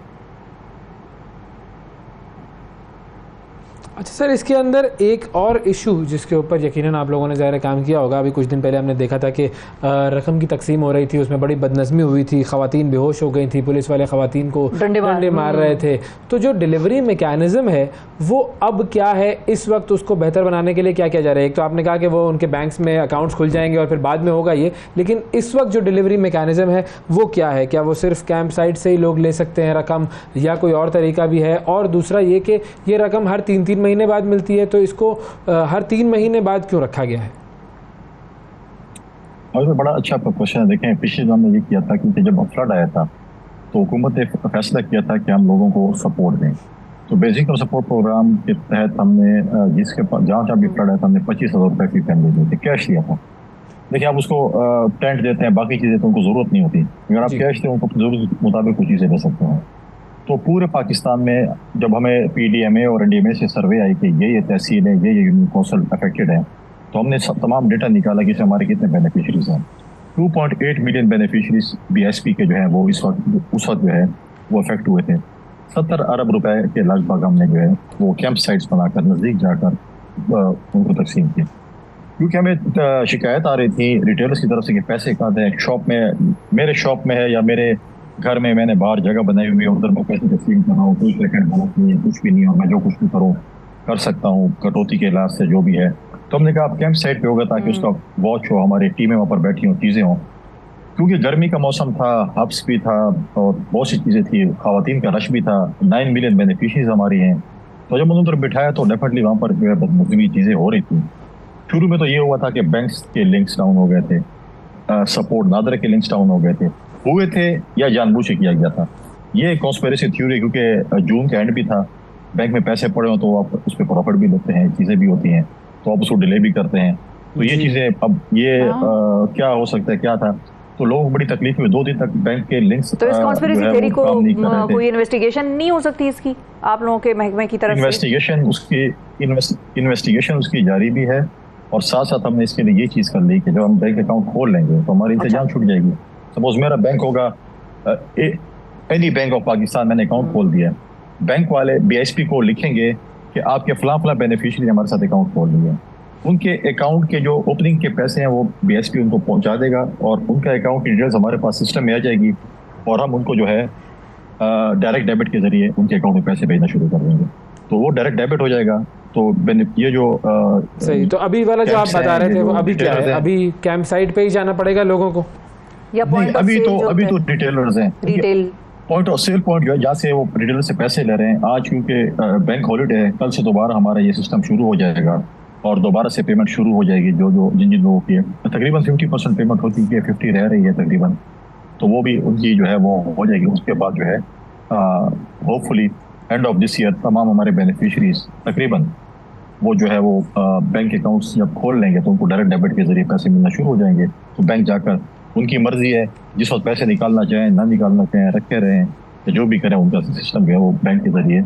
हमने ये जो स्टडी की है सर, जब हमें सबसे बेहतर ये भी एक बात सामने आती है जी जी, जी सही है कि बैंक में डलवा दिया जाए, क्योंकि ज़ाहिर है लोग यही सोचते हैं ना कि भाई जब बिजली का बिल घर पे आ सकता है, पोलियो की टीमें घर पे आ सकती हैं, मर्दमशुमारी वाले घर पे आ सकते हैं, तो फिर लोगों को सड़क पे जाकर मुख्तलिफ कैंप ऑफिसों में यहाँ वहाँ जाके बेचारों को क्यों ज़रूरत पड़ती है कि वो चंद हज़ार रुपयों के लिए और जाएं वहाँ पर और वहाँ पर जाकर फिर इस तरह के हालात का सामना करना पड़े उनको। ये देखें, आपका बड़ा अच्छा क्वेश्चन है। अनफॉर्चुनेटली प्रॉब्लम ये है कि 2013 के बाद इसके ऊपर ज़्यादा काम नहीं किया गया, इसके ऊपर ज़्यादा सोच नहीं की गई। हमारे अपने मुलाजमीन है, आपको पता है 10-10, 12-12 साल से उनकी प्रमोशंस नहीं हुई, उनका स्ट्रक्चर नहीं डेवलप किया गया, उनकी पेंशन चीज़ें कुछ भी नहीं था। अभी हमने जाकर उनके HR का स्ट्रक्चर को रिवाइव किया, उनकी 85+ हमने अपने ऑफिसर्स की प्रमोशंस की हैं। अब आपकी प्रमोशंस नहीं होगी तो आप कैसे, मतलब आप बैठे हुए हैं खामखा पे और काम कर रहे हैं और आप कुछ नहीं मिल रहा। पेंशन्स के हवाले से कुछ नहीं था, उनके बाकी चीज़ों से था, उसको हमने दोबारा रिवाइव करना शुरू कर दिया है। और अगर ये ट्रांसपेरेंसी और इन चीज़ों पे अगर पहले से कुछ ज़्यादा काम कर मिल जाता। अब हम जब आए तो हमारे पास 2 बैंक काम करते हैं, HBL और अल-फलाह। अब अगर हम बैंक चेंज करते हो कहते हैं कि परफॉर्मेंस ठीक नहीं है, तो हम पे आप कहते हैं कि आपने बैंक क्यों चेंज किया है, इसके साथ आप मिले हुए होंगे। लिहाजा हमने ये कर दिया कि स्टेट बैंक के अंडर जितने भी बैंक्स आएंगे, आपकी अपनी मर्जी है, जिस बैंक में अकाउंट खोलेंगे आपको डायरेक्ट डेबिट के जरिए पैसे मिलेंगे। अब ये सबसे बेहतरीन मैं समझता हूँ कि ट्रांसपेरेंसी, उसमें थर्ड पार्टी खत्म हो जाएगी, डायरेक्ट बैंक से आप पैसे देंगे। इसमें और भी बेहतरी की जरूरत है और इंशाअल्लाह ताला फ्यूचर में उसको भी देखेंगे, उसमें और बेहतरी देखेंगे। अच्छा, अब इसके हवाले से क्या किया, क्योंकि बहुत सारे जो आपने बात की थी कि भाई बहुत सारे नाम ऐसे हैं जो कि इस लिस्ट से निकाल दिए गए थे, बहुत सारे नाम ऐसे भी आए थे जो कि बड़े बड़े अफसरान थे, ग्रेड 16, ग्रेड 17, ग्रेड 18 उनके नाम इस लिस्ट में शामिल थे।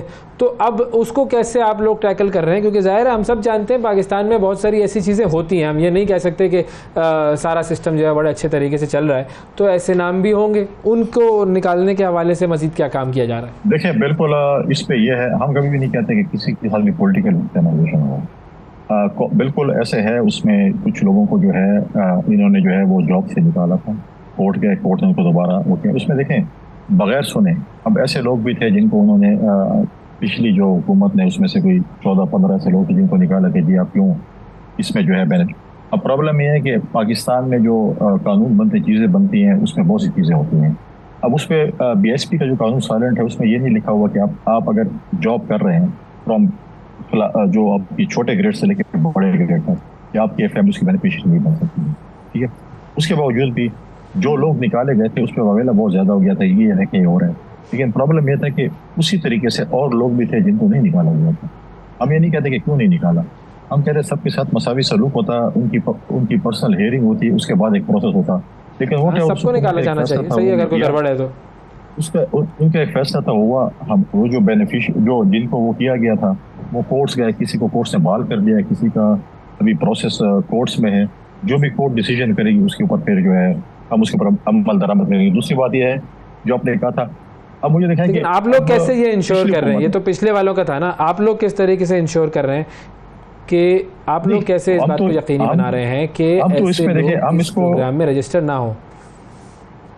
देखिए इसमें देखें कानून साजी होनी चाहिए और हम उसमें कर रहे हैं कि हमारे रूल्स में ये अमेंडमेंट हो कि हमारे जितने बेनिफिशरीज हैं वो इसके अहल नहीं हो सकते। अब जितने भी मुलाजमीन हैं सभी, अब मुलाजमीन नहीं हो सकते, मतलब आप 92 चैनल के लिए काम कर रहे हैं और आपको एक चीज़ एक ऑफर आ जाती है चीज़ें और आप कहेंगे सारे, अब सपोज अगर आप उसमें एलिजिबल भी हैं, लोग कहेंगे देखें तो उस इदारे में काम करो और एलिजिबल इसने अपने आप को कर लिया, या तो कानून ये हो कि 92 चैनल के लोग बिल्कुल इसके अंदर जो एम्प्लॉयज़ हैं वो नहीं हो सकते, तो फिर तो एक कानून बन गया बस आप नहीं हो सकते।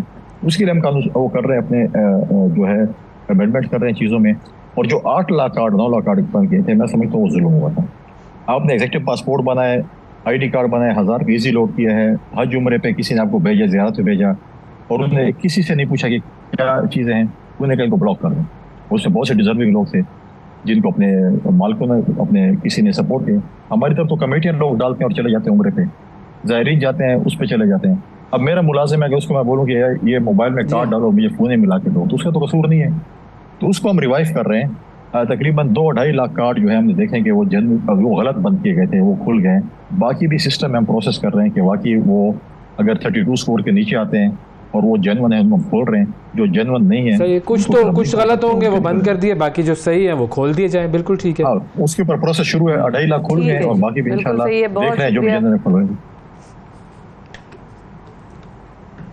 जी जी ठीक है, बिल्कुल सही है। बहुत शुक्रिया अदा करेंगे फैसल करीम कुंडी नाजरीन हमारे साथ मौजूद थे और बेनज़ीर इनकम सपोर्ट प्रोग्राम के हवाले से हमारी हो रही थी इनसे बात।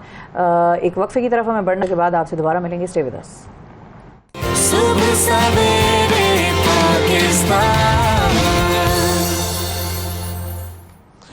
वेलकम बैक जी। सुबह सवेरे पाकिस्तान में एक मरतबा फिर खुश आमदीद। एक शेर है जी शकील आज़मी साहब का, बड़ी उसके अंदर एक तल्ख सी हकीकत बयान की गई है, और वो तल्ख सी हकीकत कुछ यूँ है कि भूख में इश्क की तहजीब भी मर जाती है, भूख में इश्क की तहजीब भी मर जाती है, चांद आकाश पे थाली की तरह लगता है।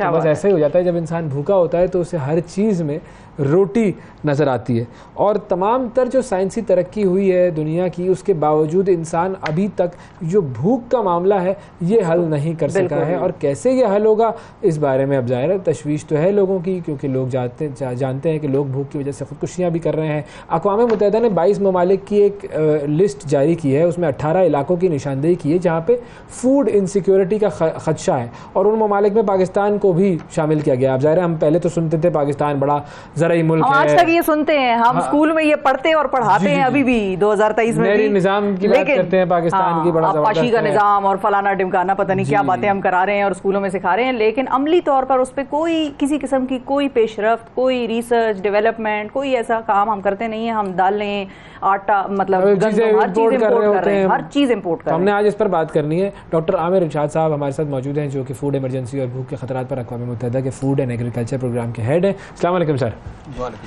बहुत शुक्रिया सर, आपने प्रोग्राम के लिए वक्त निकाला। सबसे पहले तो थोड़ा सा अगर डिफ़ाइन कर दें कि ये फूड इनसिक्योरिटी किस कैफियत को कहते हैं, किस तरीके से डिटरमिन किया जाता है कि फूड इनसिक्योर हो गया है कोई इलाका? जी, इस तरह है कि 2 लेवल पे जनरली डिटरमिन करते हैं फूड सिक्योरिटी को, एक इंडिविजुअल इनफरादी लेवल पे और अमूमन मुल्कों के लेवल पे भी, लेकिन ज़्यादा जो डिस्कशन होती है वो इनफरादी लेवल पे होती है। और जनरली ये कहा जाता है कि अगर किसी इंसान को एक दिन में 2350 कैलोरीज मिल रही हैं तो वो फूड इनसिक्योर है, उसके पास इतनी एनर्जी है कि वो डेली मामलात अपने, अच्छा वो फूड सिक्योर है, वो फूड सिक्योर है। और इसमें फिर ये एक एवरेज है, उस पर डिपेंड करता है। अगर कोई बच्चा है तो उसकी 1200-1400 कैलोरी होंगी, एक बंदा जो मजदूर है फील्ड में काम कर रहे हैं तो उसकी कैलोरी की रिक्वायरमेंट बहुत ज़्यादा है, तो उसको ऑन एन एवरेज 2350 पे जनरली हम डिटरमिन करते हैं। और अगर किसी इंसान को 2350 कैलोरीज मिल रही हैं किसी भी सोर्स से, उसको दूध से मिल रही हैं या उसको चावल से मिल रही हैं या रोटी से मिल रही हैं, तो अगर 2350 मिल रही हैं तो दैट पर्सन इज फूड। और नेशंस में कैसे ये कैलकुलेट होता है? और नेशन में जनरली एज सच उस तरह का ये नंबर नहीं है। इसी के बेसिस पे जब हम देखते हैं कि इतने परसेंटेज ऑफ पीपल जो को कैलोरी नहीं मिल रही, तो फिर उसकी बेसिस पे कि जिसकी 15% फूड इनसिक्योरिटी है या उसकी इतने परसेंट है, तो उसको अगर आप देखें तो पाकिस्तान जो है दुनिया में ऐसा बहुत बुरी सिचुएशन नहीं है। पाकिस्तान तकरीबन 15-16% ऐसे लोग हैं जिनको ये वाली कैलोरी नहीं मिल रही, और ये अगर रीजन में भी कंपैरिजन करें तो वो इतनी बुरी नहीं है। लेकिन जिस रिपोर्ट का आपने हवाला दिया, जो रिपोर्ट आई है उसमें क्या कहता है? जी, जो आपने रिपोर्ट का हवाला दिया वो एक स्पेशल कॉन्टेक्स्ट में है, और वो रिपोर्ट उन मुल्कों के हवाले से बनाई जाती है जहाँ पे डिफरेंट किस्म के शॉक्स आते हैं। मिसाल के तौर पे पाकिस्तान में फ्लड का शॉक है, तो कहीं दुनिया में ड्राउट का शॉक होगा, कहीं कॉन्फ्लिक्ट है। तो इस फ्रेजाइल सिचुएशन जो दुनिया की, उसको देखते हुए FAO और WFP मिल के एक रिपोर्ट पब्लिश करता है, और इससे उन मुल्कों को एक हेल्प मिलती है कि वो इन मामलों को थोड़ा केयरफुली देख सके, ताकि वहाँ पे फूड इनसिक्योरिटी के मामला बहुत ज़्यादा ख़राब ना हो सके। तो उस कॉन्टेक्स्ट में इस रिपोर्ट को पब्लिश किया। तो उस हवाले से मैं ये कहूँगा कि चूँकि पाकिस्तान में दो तरह के फूड सिक्योरिटी के हवाले से दो तरह की चीज़ों को आपको देखना होगा। पहली बात यह है कि पाकिस्तान जो है उसमें इन्फ्लेशन बहुत ज़्यादा बढ़ी है पिछले 1 सालों में, और अगर आप 1 महीना पीछे चले जाएं या अभी भी पाकिस्तान में जो फूड इन्फ्लेशन है वो 50% को उसने क्रॉस किया है। अच्छा। और दुनिया में बहुत थोड़े मुल्क हैं जहाँ पे फूड सिक्योरिटी इनसिक्योरिटी या फूड इन्फ्लेशन जो है 50% को क्रॉस किया। एक ये बात, ये इसको आप ये कह लें कि इकोनॉमिक शॉक आप ये कह लें। दूसरा ये है कि पाकिस्तान में फ्लड आया पिछले साल, तो ये दो चीज़ों को अगर हम इकट्ठा करते हैं कि इंडिविजुअल लेवल पे, इनफरादी लेवल पे 50% जब आपकी इन्फ्लेशन होगी तो इसका मतलब है कि आपकी अफोर्डेबिलिटी जो है वो कम हो गई है। और दूसरी कंट्री लेवल पे जब आपकी 30-32 बिलियन डॉलर का आपको लॉस हुआ है और उसमें तकरीबन आधा लॉस जो है वो एग्रीकल्चर में हो, तो इसका मतलब कि फूड प्रोड्यूस करने की कैपेसिटी और मुल्क की फूड इंपोर्ट करने की कैपेसिटी दोनों कंप्रोमाइज़ हुई हैं। तो उसकी वजह से इस तरह के और भी छोटे छोटे चीज़ें उसको इकट्ठा करके जब आपने देखा लॉन्ग टर्म में, तो हमें ऐसा लगा यूनाइटेड नेशन को कि पाकिस्तान जो है उन मुल्कों की सफ़ में आके खड़ा हो गया है। लेकिन जब हम थोड़ा सा उससे आगे निकले हैं तो हमने दोबारा एनालिसिस किया और हमें ये पता चला कि पाकिस्तान की जो इकानमी है या लोग हैं या सिस्टम है वो बड़ा रेजिलियंट है, और फ्लड के बावजूद पाकिस्तान ने जो है ना उसको कवर किया और वापस अपनी पुरानी पोजीशन पे आ गया। ठीक है, वो फ्लड शॉक से रिकवरी जी, हमारी। जी, तो अब जो आप कह रहे हैं कि पिछले 1 साल में जो इन्फ्लेशन की वजह से हमारे यहाँ फूड इनसिक्योरिटी या लोगों की कुव्वत खरीद में कमी वाक़ हो गई, और इस तरह से इस चीज़ को किस तरह से मैनेज किया जाता है जो फूड इनसिक्योरिटीज़ होती हैं कंट्रीज़ की? जनरली तो ऐसा है जी कि तकरीबन दुनिया के बहुत ज़्यादा जो कसीर तादाद है मुल्कों की, वहाँ लोकल प्रोडक्शन जो है वो ज़्यादा सोर्स ऑफ फूड होता है। लेकिन बहुत सारे ऐसे मुल्क भी हैं, बहुत सारे नहीं लेकिन काफ़ी तादाद ऐसे मुल्कों की है जहाँ के और मीन ऑफ इनकम्स हैं। जैसे मैं मिडल ईस्ट की एग्जांपल दूंगा, या सिंगापुर है या हांगकांग, वहाँ एग्रीकल्चर ऐसा सच नहीं होती, दुबई में एग्रीकल्चर ऐसा सच नहीं होती, लेकिन वो दुनिया में सबसे ज़्यादा food secure countries in the world है। उसके मुकाबले में ऐसी कंट्रीज़ हैं जहाँ बहुत ज़्यादा एग्रीकल्चर है, like Pakistan is agriculture based economy, लेकिन यहाँ फूड सिक्योरिटी के चैलेंजेस बहुत ज़्यादा है। तो मेजर इशू ये है कि क्या मुल्क के अंदर फूड पैदा करने की कैपेसिटी है, नंबर 1। अगर कैपेसिटी नहीं है तो दूसरा यह है कि क्या उसके पास फूड इंपोर्ट करने की कैपेसिटी है, और अगर ये दोनों नहीं है तो फिर फूड सिक्योरिटी कंप्रोमाइज़ हो जाती है। तो पाकिस्तान एज ए कंट्री जो है वो, जैसे आपको पता है कि agriculture based economy, agriculture based country है, तो मोर देन 90% 95% फूड जो हम पाकिस्तान में प्रोड्यूस करते हैं। कुछ फूड ऐसी है जिसको हमें इंपोर्ट करना पड़ता है, और बदकिस्मती से पिछले 2 सालों में हमारा फूड का इंपोर्ट बिल बहुत बढ़ गया है। 2 साल पहले हम $5 बिलियन की फूड इंपोर्ट करते थे, इस साल या पिछला साल जो अभी गुजरा है तकरीबन 9 से 10 बिलियन डॉलर की फूड जो हम इंपोर्ट कर रहे हैं। सर, डिस्पाइट द फैक्ट कि हमारे यहाँ बम्पर क्रॉप्स हो रही हैं, ये हुकूमतें बड़ा वो दावा करती हैं बम्पर क्रॉप हो गई, वही बम्पर मुबारक हो, मुल्क कौम को तरक्की की राह पे हम गामजन हो गए, बम्पर क्रॉप। क्यों हमें मजबूरन ये करना पड़ रहा है इंपोर्ट इतनी ज़्यादा तादाद में? ये बड़ा इंपॉर्टेंट आपने क्वेश्चन किया कि अगर मैं 1-2 क्रॉप्स का आपसे जिक्र करूँगा, स्पेशली वीट, जो हमारी जो ओवरऑल जो मैंने शुरू में कैलोरी इनटेक का जिक्र किया, एनर्जी इनटेक का जिक्र किया, तो 43% कैलोरीज जो पाकिस्तानी खाते हैं या कैलोरीज लेते हैं वो वीट से लेते हैं। और अगर मैं एक और सीरियल को, राइस को शामिल कर लूँ तो 50%, तो 2 सीरियल जो है ये 50% कैलोरीज मेक करते हैं पाकिस्तानी लोगों को। तो पाकिस्तान में जो वीट होती है, हम जनरली सेल्फ सफिशिएंट बड़े अरसे तक रहे हैं, लेकिन पिछले 1-2 सालों से पाकिस्तान में जो प्रोडक्शन है वो हमारी कंजम्पशन से कम होना शुरू हो गई है। मसलन इस साल हमने बम्पर प्रोडक्शन ली और ये highest in the history of Pakistan है, 28 मिलियन टन। इसके मुकाबले में जो हमारी कंजम्पशन है वो 31 मिलियन टन है। तो आप ये अंदाज़ा कर लें कि हम अपनी हिस्ट्री की हाईएस्ट प्रोडक्शन के बावजूद 3 मिलियन टन शॉर्टफॉल है हमारा। तो बात करने का ये मकसद है कि जो वक्त के साथ साथ हमारी कंजम्पशन बढ़ती जा रही है, उस पेस के साथ शायद हमारी प्रोडक्शन नहीं बढ़ रही, और उस वजह से हमारा $10 बिलियन तक फूड इंपोर्ट बिल जा चुका है। और उसमें सबसे बड़ी अमाउंट जो मकदार या वज़न जो है वो एडिबल ऑयल का है।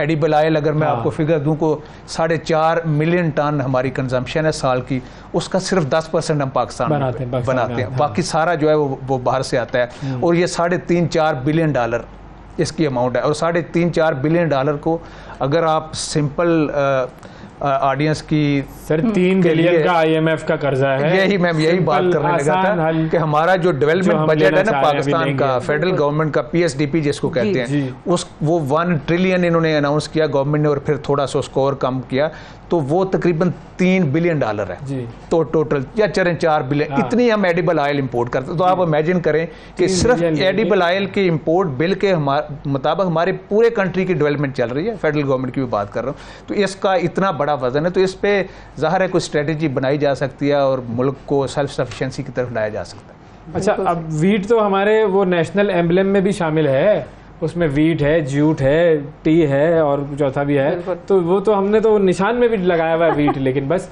उसकी निशानियां ही बाकी रह जाएंगी अगले 5-10 सालों तक, सिर्फ निशान अल्लाह ना करे, लेकिन ये कुछ ना कुछ करना पड़ेगा, इसीलिए हम ये सेगमेंट कर रहे हैं ना। अच्छा, अब ये प्रॉब्लम तो हमने आइडेंटिफाई कर ली, अब सोल्यूशन क्या है? मैं इसमें एक और दुनिया ने क्या किया, थोड़ा इस तरह भी बताइएगा प्लीज आप। मैं उस पर ये करूँ, जो मैंने शुरू में बात की कि पाकिस्तान में 50% फूड इन्फ्लेशन है, और जो जनरल इन्फ्लेशन है जिसको CPI कहते हैं, पिछले महीने 38% का फिगर आया।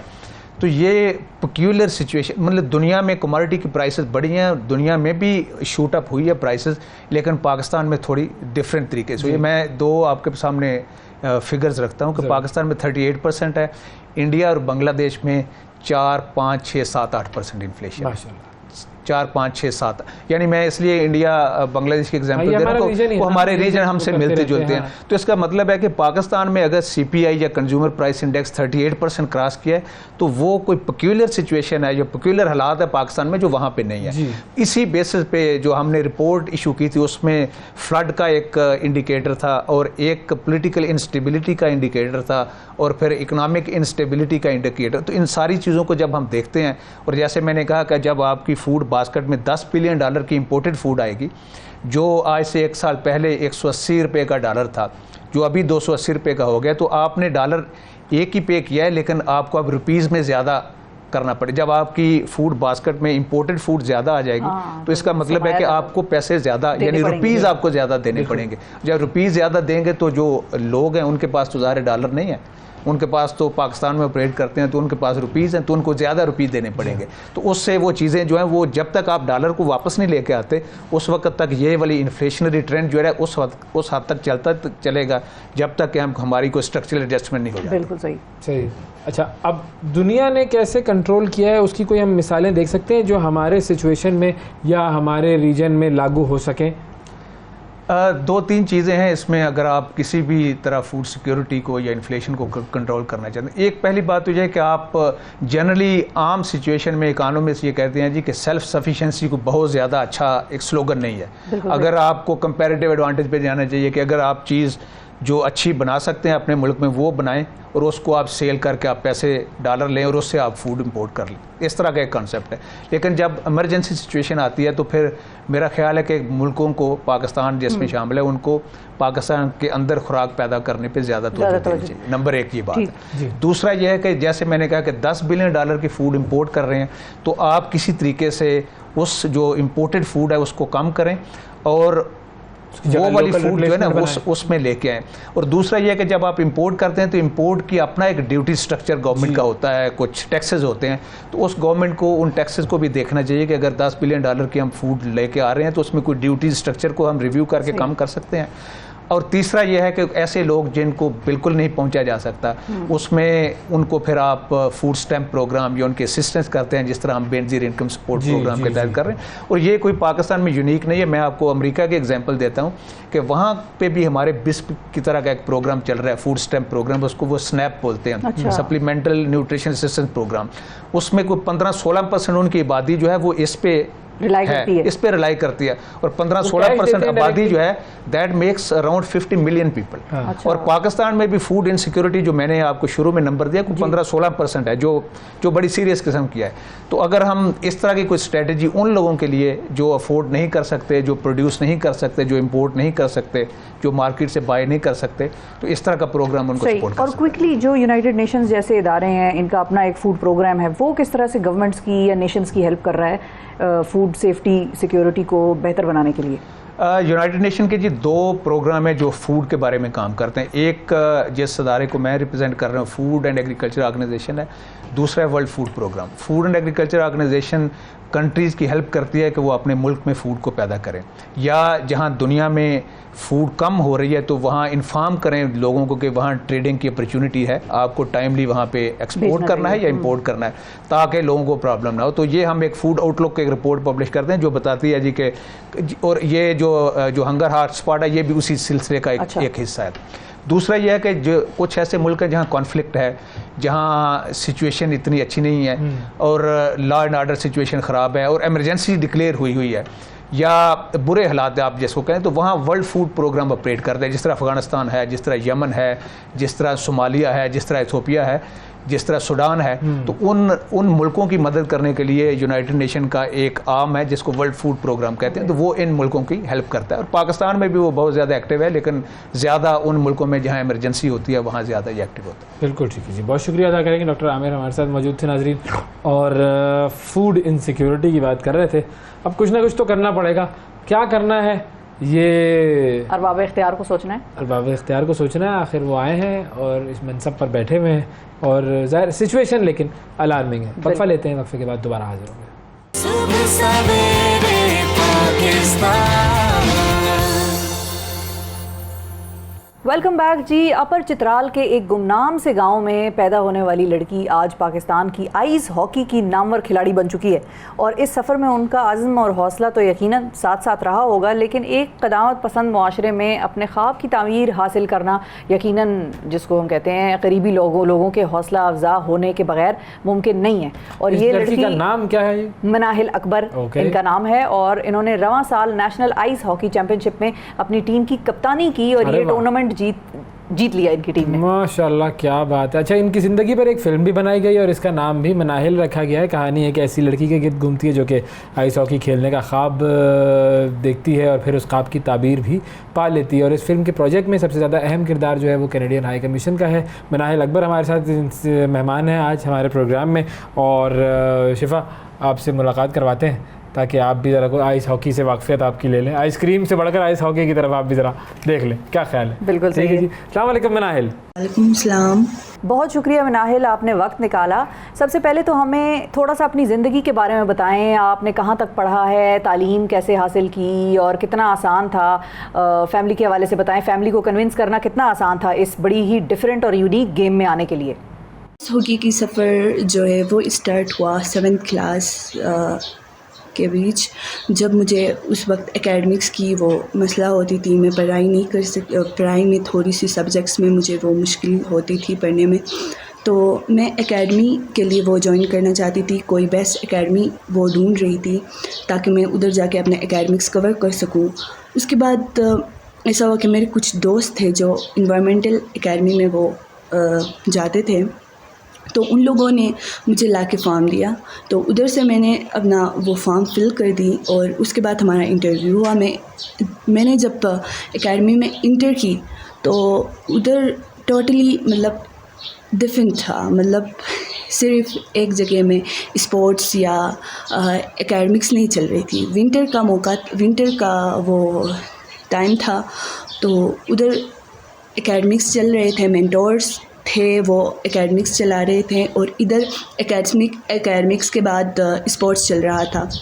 और स्पोर्ट्स में जैसे कि आइस हॉकी ट्रेनिंग दे रहे थे वो, और रोलर स्केटिंग वो चल रहा था विंटर्स के टाइम। तो उधर जाके मैंने तो अपनी एकेडमिक्स कवर कर ली, पर एकेडमिक्स कवर करने के साथ साथ उधर से ही मुझे कोचेस मिले जो मुझे पहली दफ़ा उससे इंट्रोड्यूस कराए कि मतलब क्या चीज़ है आइस हॉकी और किसका वो कौमी खेल है, ये सब वो उन्होंने मुझे सिखाया। और उसके बाद उधर से ही एकेडमी से ही, बुनी इन्वायरमेंटल एकेडमी से ही मेरा ये जो आइस हॉकी का सफ़र है वो स्टार्ट हुआ था। अच्छा, फैमिली ने तो आपका खासा साथ दिया, और जाहिर है कि फैमिली के साथ के बगैर तो बच्चियां हमारे यहाँ आगे उस तरह से नहीं बढ़ सकती हैं, एक हद तक ही जा सकती हैं। लेकिन जो सोसाइटी है, जाहिर है चित्राल एक बड़ा दूर दराज का इलाका है, ऑल्दो वहाँ पर लिटरेसी रेट और बच्चों के तालीम का सिलसिला जो है वो बहुत ही बेहतरीन चलता है, लेकिन सोसाइटी का कैसा रिस्पॉन्स था? आपके आस पास रहने वाले लोग, आपके फैमिली, रिलेटिव्स, इनका कैसा रिस्पॉन्स था जब आपने कैप्टनसी की आइस हॉकी टीम की? सोसाइटी में ऐसा होता था कि कुछ लोग ऐसे थे जो लड़कियों का खेलना ज़रूरी नहीं समझते थे कि लड़कियों का खेलना क्या ज़रूरी है। मतलब लड़कियों को तो अगर हम देख लें तो लड़कियों के लिए इधर दो साइड पे उनको रखा गया है कि एक तो वो पढ़ाई में अगर आगे जाना चाहते हैं तो वो कोई मेडिकल ऐसे जगह में जाएंगे, और नहीं जाएंगे तो शादी करके अपना घर बसाएंगे। पर ऐसा नहीं था, क्योंकि हमने तो हमारे भी कुछ ड्रीम्स होते हैं, जैसे कि मेरी थी आइस हॉकी की थी और वाइल्ड लाइफ के ऊपर मेरी थोड़ी सी थी। तो इसी तरह एकेडमी ने हमें सपोर्ट की। एकेडमी ने सोसाइटी की जो मुश्किलें हमें आते थे तो उनको एकेडमी ने वो सॉल्व की और उसके बाद हमारा वो इस सोसाइटी की तरफ से मसला। जब आपने ये गेम खेलना शुरू किया तो उस वक्त जो आपके करीबी लोग थे, जो सोसाइटी है चित्राल की, उसका रिस्पांस कैसा था? तो अगर मैं बात करती चलूँ तो अपने एरिया की, तो इधर लड़कियों का वो खेलना, कोई भी स्पोर्ट्स खेलना ज़रूरी नहीं समझते। जैसे चाहे वो फुटबॉल हो, चाहे वो आइस हॉकी हो, चाहे वो बैडमिंटन हो या दूसरे वो गेम्स हो, लड़कियों का खेलना वो ज़रूरी नहीं समझते। अच्छा, थोड़ा सा अगर आप हमारे नाजरीन को ये भी बता दें कि ये जो आइस हॉकी और हॉकी है ये कितना मुख्तलिफ है, इसके रूल्स क्या हैं? क्योंकि देखने में तो सिर्फ यही लगता है कि भाई ये आइस हॉकी जो है वो आइस पर खेला जाता है और बाकी फील्ड हॉकी जो है वो एस्ट्रोटर्फ पर खेला जाता है। लेकिन चूँकि हमारी मालूमात आप जानती हैं कितनी ज़्यादा हैं इस हवाले से, तो थोड़ा सा हमें गाइड करें इस खेल के बारे में। आइस हॉकी के बारे में अगर हम बात करें तो बेसिकली ये स्केट्स में हम आइस के ऊपर खेलते हैं। तो इधर आइस में हमारे साथ फॉरवर्ड होते हैं, दो जो होते हैं फॉरवर्ड होती हैं, और बेसिकली मैं भी राइट फॉरवर्ड में खेल रही हूँ। एक होता है हमारा डिफेंस और गोलकीपर, और उसके बाद आती हैं हमारी सेंटर। तो बेसिकली अगर हम देख लें तो ये सारा जो है 6 मेंबर्स के होते हैं, 6 मेंबर के साथ हम खेलते हैं। तो इसके बाद अगर हम बात करें तो इसके रूल्स होते हैं, जैसे कि इसमें फॉल दिए जाते हैं, जैसे कि पेनल्टीज़ होते हैं। जैसे कि अगर किसी ने ज़बरदस्ती किसी को गिराया, जानबूझ के गिराया, उसको फॉल दिया जाता है, उसको किसी ख़ास टाइम तक उसको बाहर निकाला जाता है। उसके बाकी मेंबर्स जो होते हैं वो खेल रहे होते हैं, उसकी जगह कोई और रिप्लेस नहीं हो सकती। तो अभी अगर किसी ने मतलब हॉकी को बहुत ज़्यादा उठाया तो उसमें भी मतलब फॉल होते हैं।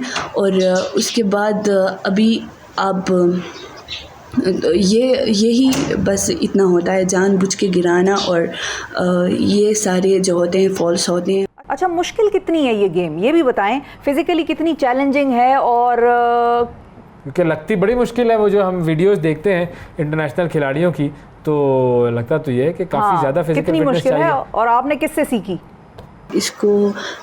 अगर आप सही से सीख लें तो ये इतना भी मुश्किल गेम नहीं है। तो मैंने पहले भी बताया कि आप लोगों को कि मैंने आइस हॉकी को बुनी एनवायरमेंटल एकेडमी से सीखा है। उधर मुझे कोचेस मिले जिन्होंने मुझे ट्रेन किया कि आइस हॉकी को कैसे खेलना है और ये क्या होता है। अच्छा, आपसे इंस्पायर होकर मज़ीद लड़कियां भी इस खेल की तरफ आईं? जी बिल्कुल, हमसे लड़कियां इंस्पायर होती हैं और वो बुनी एनवायरमेंटल एकेडमी को ज्वाइन करते हैं। तो उधर से हम एज ए कोच बन के उनको ट्रेन करते हैं और वो आगे आके खेलती हैं, जैसे कि हुंजा में होती हैं, और हमारे यहाँ जो लोकल टूर्नामेंट्स होते हैं उधर वो हिस्सा। मुस्तकबिल में इंटरनेशनल मुकाबलों में जाने का आपका इरादा है, हिस्सा लेना है आपने? मेरे फ्यूचर प्लान्स ये हैं कि मैं सबसे पहले तो जो आइस हॉकी है इसको प्रोफेशनली करना चाहती हूँ, मतलब इंटरनेशनल लेवल तक इसको ले जाना चाहती हूँ पाकिस्तान को रिप्रेजेंट करके। और उसके बाद जो मेरा वो जो विज़न है, जो मैंने सीखी हुई है बुनी एनवायरमेंटल एकेडमी से, वाइल्ड लाइफ और इन्वायरमेंट के हवाले से जो चीज़ें, उनको दूसरी जो आने वाली जो हमारी नस्लें हैं या जो हमारे बच्चे हैं उनको मैं वो सिखाना चाहती हूँ, और उसको वाइल्ड लाइफ और जो दूसरी जो इन्वायरमेंट के ऊपर मैंने जो सीखी हुई है उसको भी मैं आगे ले जाना चाहती हूँ। अच्छा, ये भी बताइएगा कि ये जो डॉक्यूमेंट्री बनी है, इस फिल्म के हवाले से भी हमें बताइए कैसे आपको अप्रोच किया गया और इस फिल्म में देखने वालों को क्या नज़र आएगा। इस फ़िल्म के बारे में मैं बात करूं तो यह फ़िल्म जो है, इसके बारे में भी मुझे इन्वायरमेंटल एकेडमी में पता चला था। उधर ही से यह फ़िल्मिंग हुआ, उधर ही से यह सारा कुछ हुआ था।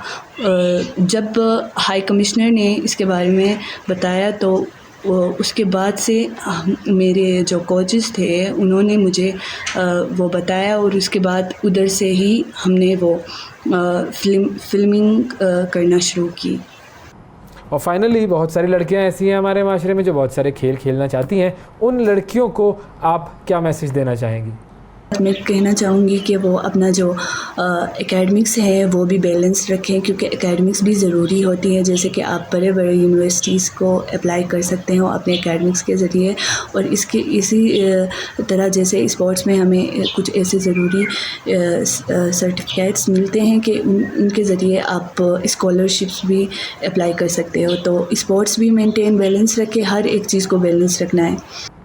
थैंक यू, बहुत शुक्रिया अदा करेंगे जी। मिनाहिल हमारे साथ मौजूद थी और वाकई कमाल जी आइस हॉकी। देखें, जो इंसान जहाँ तक पहुँचना चाहता है ना, पहुँच जाता है। उसके लिए अगर वो मेहनत करे, कोशिश करे, तो फिर रास्ते खुद ब खुद बन ही जाते हैं। तो वेरी गुड, ज़बरदस्त, बहुत आला काम किया मिनाहिल आपने, और हमारी दुआ है कि आप इसी तरीके से तरक्की करें, इंटरनेशनल मुकाबलों में पाकिस्तान की आप नुमाइंदगी करें और वहाँ से भी इसी तरीके से कैप्टन भी बने और जीत कर भी आएँ। Thank you. वक्फा लेते हैं नाजरीन, वक्फे के बाद दोबारा हाजिर होंगे। सुबह सवेरे पाकिस्तान। वेलकम बैक जी। एंटी इन्फ्लेमेटरी डाइट क्या होती है, ये जानने के लिए पहले हमें ये समझना होगा कि इन्फ्लेमेशन होती क्या है। हाँ, ये भी आसान चीज़ें मुझे ज़रा आप समझा दें कि इन्फ्लेमेटरी प्रोडक्ट्स क्या होते हैं, इन्फ्लेमेशन हमारी बॉडी में क्या चीज़ या किस किस्म के प्रॉब्लम्स जो हैं वो कॉज करती है, और एंटी इन्फ्लेमेशन फिर क्या प्रोसेस होता है, क्यों हमें एंटी इन्फ्लेमेशन प्रोडक्ट्स या डाइट्स की तरफ जाना चाहिए, और इससे हमारी बॉडी पर क्या असरात मुरतब हो रहे होते हैं। ये सारी बात हमने करनी है। डॉक्टर खुर्रम मशीर हमारे साथ मौजूद हैं, और आपने इनको मुतअद्दिद मरतबा क्या बल्कि बड़े अरसे से आपने इनको देखा, इनकी एक हैसियत है, और diet, nutrition, food values, balance diet, इन सारे टॉपिक्स पर और इसके अलावा भी बेशुमार चीज़ें आपने इनसे सीखी होंगी। तो हमारे साथ आज डॉक्टर खुर्रम मौजूद हैं और वो हमें गाइड करेंगे एंटी इन्फ्लेमेटरी डाइट के हवाले से। अस्सलाम वालेकुम डॉक्टर साहब। जी अस्सलाम वालेकुम, कैसी हैं आप? ठीक ठाक हैं? बिल्कुल ठीक ठाक सर। ये बताएं कि इन्फ्लेमेशन होती क्या है? जी बिल्कुल, जैसे आपने बताया कि इन्फ्लेमेशन नाम से ही ज़ाहिर है कि सोजिश, जैसे कि एक तरीके से बहुत ही आपके अंदर बहुत तेज़ाबियत अगर हो जाए या बहुत सोजिश हो, आपको लगे कुछ खाने के बाद आपकी पूरी बॉडी में रैशेज़ आ रहे हैं या सुर्खी आ रही है, या आपको लगे कि मुझे बहुत ज़्यादा इंडाइजेशन हो रही है, हाजमे के बाद एक तेज़ाबियत सी रहती है, या फिर आपको बेनतहा ख़ारिश हो बॉडी पे, दाने आने लगे, आपको लगे कि जी जब आप रात को सो रहे हो तो दौरान नींद आपको रीगर्जिटेशन, यानी आपने जो खाया है आपको रिफ्लक्स हो मुंह के अंदर, बहुत ही शदीद मिर्चों की फीलिंग हो, तो उसको इन्फ्लेमेशन कहते हैं। और उसकी बड़ी वजूहात जो हैं, समझे आम तौर पे लोग क्या करते हैं कि जी एक तो खूब मसाले वाला और घी वाला तेल वाला खाना खाया नान के साथ, और उसमें सब्जियां कम होती हैं, सैलड कम होती है, और फ़ौरन बिस्तर पे लेट गए या टेलीविज़न के आगे बैठ गए, तो एकदम से आपका डाइजेस्टिव सिस्टम बड़ा स्लो हो जाता है। तो तमाम चीज़ें आपके बिल्कुल डाइजेस्ट होने से पहले जब आप लेटते हैं तो पूरी रात आपको रिफ्लेक्स होता है। आप जब सुबह को उठते हैं तो आपकी आँखें स्वेलिंग होती है, पूरी बॉडी पर रैशेज़ होते हैं, दाने आना शुरू हो जाते हैं, जिस्म में ख़ारिश होती है, और जैसे गर्मियों का मौसम है तो दाद और फंगल इन्फेक्शन को ये और बढ़ा देता है। जितनी छोटी छोटी बीमारियां हमारे अंदर होती हैं ये और उनको बढ़ा देता है। अच्छा सर, थोड़ा सा मुझे ये भी ज़रा डिफ्रेंशिएट करके अगर बता दें कि ये जैसे आपने बताया कि ख़ारिश होना शुरू हो जाती है या दाने होना शुरू हो जाते हैं, इसको आप फूड एलर्जी भी कहते हैं क्या? क्योंकि फूड एलर्जी को या इन्फ्लेमेशन को किस तरीके से इन दोनों में फ़र्क वाज़े हो सकता है? जी बिल्कुल सही कह रहे हैं। अच्छा देखिए, एक तो आम तौर पे आपको सोजिश हो सकती है अगर आप नहाते कम हैं या गर्मी में ज़्यादा जा रहे हैं या आपको स्वेटिंग ज़्यादा होती है, तो आपके प्रिकली हीट गर्मी दाने आ सकते हैं। यंगस्टर्स में 13, 14, 15, 16, 17, 18, 19 साल में आपकी एक्नी आ सकती है, वो भी एक इन्फ्लेमेशन की कॉजेज़ है। मगर जो इन्फ्लेमेटरी आप खाने खाते हैं, जैसे कि हमने बकरीद है, हमने बड़ा गोश्त खाया, मसाले खाए, अचार खाए, उसके बाद एक डिजीज़ होती है इन्फ्लेमेटरी जो बड़ी कॉमन है, अर्टिकेरिया कहते हैं, URTICARI है, और जिसको उर्दू में ददौड़े भी कहते हैं। अच्छा। पूरे धप्पड़ टाइप आपके पूरे जिस्म पे हो जाते हैं और आपका दिल चाहता है कि छुरी हो, डंडा हो, आप लेके उसको अच्छी तरह इच करें। सेकंड चीज़ क्या होती है कि जी आपके जो बॉडी में जब आप बहुत मिर्च मसाले गोश्त खाते हैं तो वैसे ही आपका खून का जो वेसल्स होती है, जैसे देखिए अगर हम तेज़ मसालों के साथ जिनमें लौंगे होती हैं, जिनमें लाल मिर्चें होती हैं, तो आपकी खून की शरियानों को वो खोल देता है, तो आपकी सर्कुलेशन और तेज़ हो जाती है। जब वो सर्कुलेशन नॉर्मल से ज़्यादा तेज़ होगी तो डेफिनेटली आप एक्टिव तो होंगे, मगर आपका पूरा जिस्म एक सोजिश होगी, गर्मी की फीलिंग होगी, आपका दिल चाहेगा नहाने के बाद भी मुझे इतनी इचिंग होती है कि उसको कंट्रोल नहीं होता। देखिए एक तो इन्फेक्शंस होते हैं, वो एक अलग है, दाद हो गई, एक्नी हो गई, फंगल इन्फेक्शन हो गया, बॉइल्स हो गए, वो एक अलग है। मगर आप तेज़ाबी चीज़ें खाते हैं तो आपको ददौड़े हो जाते हैं, आपको प्रिकली हीट बढ़ जाती है, आपको पूरे जिस्म में एक खारिश सी रहती है, रीगर्जिटेशन होती है, और आपका पूरा चेहरा, जैसे आपने एक डिजीज़, आप अगर लोग हमारे नाजरीन गूगल करना चाहते हो कर सकते हैं, रोजेशिया, ROSEACA। रोजेशिया एक आम तौर की डिजीज़ है जो एक्नी की बड़े लोगों में होती है, मगर जब आप बहुत ज़्यादा मिर्च मसाले खाते हैं, स्मोकिंग करते हैं, बीफ खाते हैं, या आप बहुत ही खट्टी चीज़ें इस्तेमाल करते हैं, तो आपको रोजेशिया, पूरे चीक्स आपके गाल जो होते हैं रेड हो जाते हैं, आपकी नाक बिल्कुल उसके अंदर पोर्स ओपन हो जाते हैं, और आपको बिल्कुल मतलब बड़ी इरिटेशन होती है, बहुत आपको चैन नहीं आता।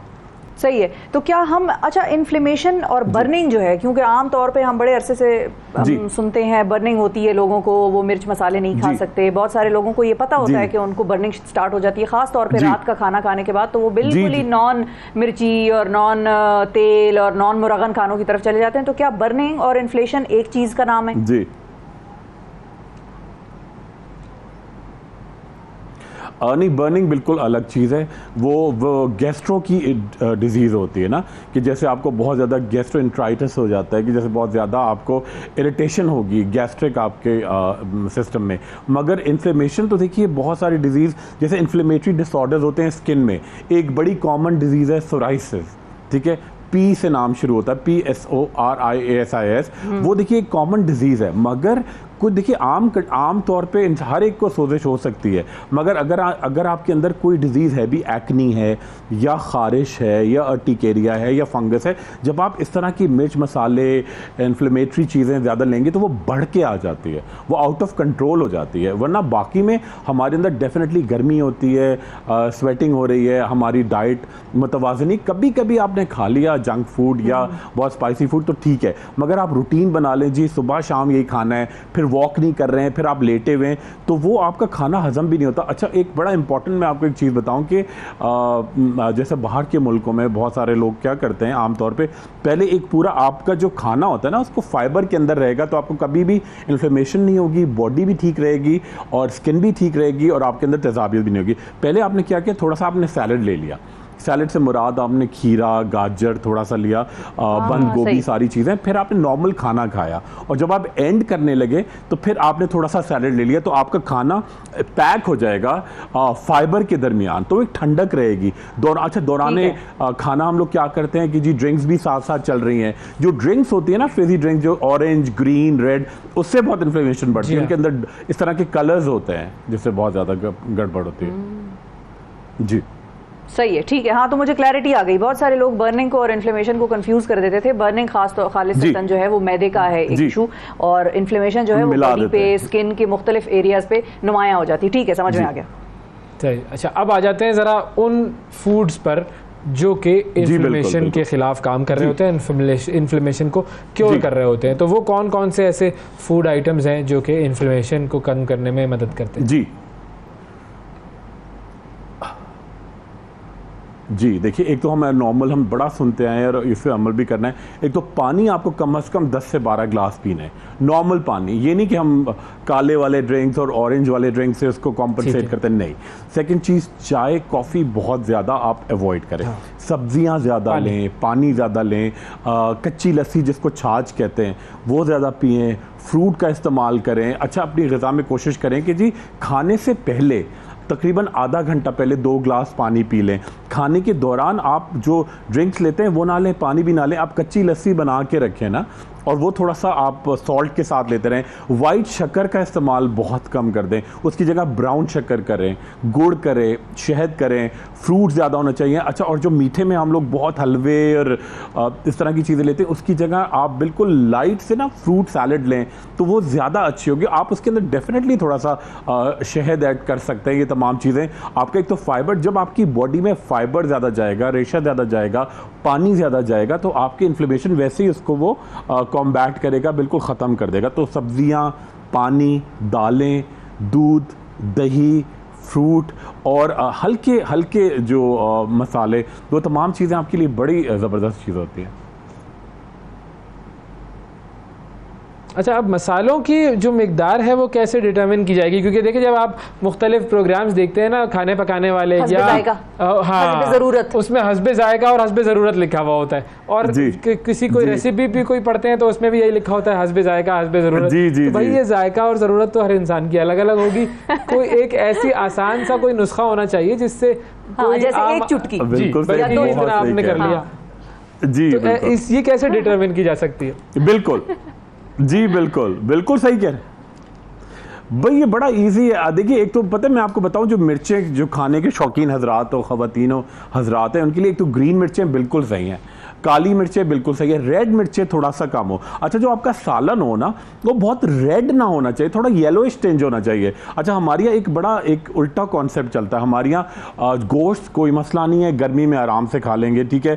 तो मसाले कोई मसला नहीं है, नान बहुत सारे। अच्छा, अगर आप कहें जी थोड़ा सा आप 1 कप दूध पिया करें थोड़ा ठंडा करके, चुटकी हल्दी डाल के, तो हल्दी तो बड़ी गर्म होती है जी। हल्दी बिल्कुल गर्म नहीं होती। हल्दी तो पाकिस्तानी, इंडियन, बांग्लादेश के खानों में होती है। कभी यूरोप के खानों में तो आपको, ये इटालियन में या ब्रिटिश खानों में तो कभी टर्मरिक नहीं मिलेगी, ठीक है। ये यही की सीजन।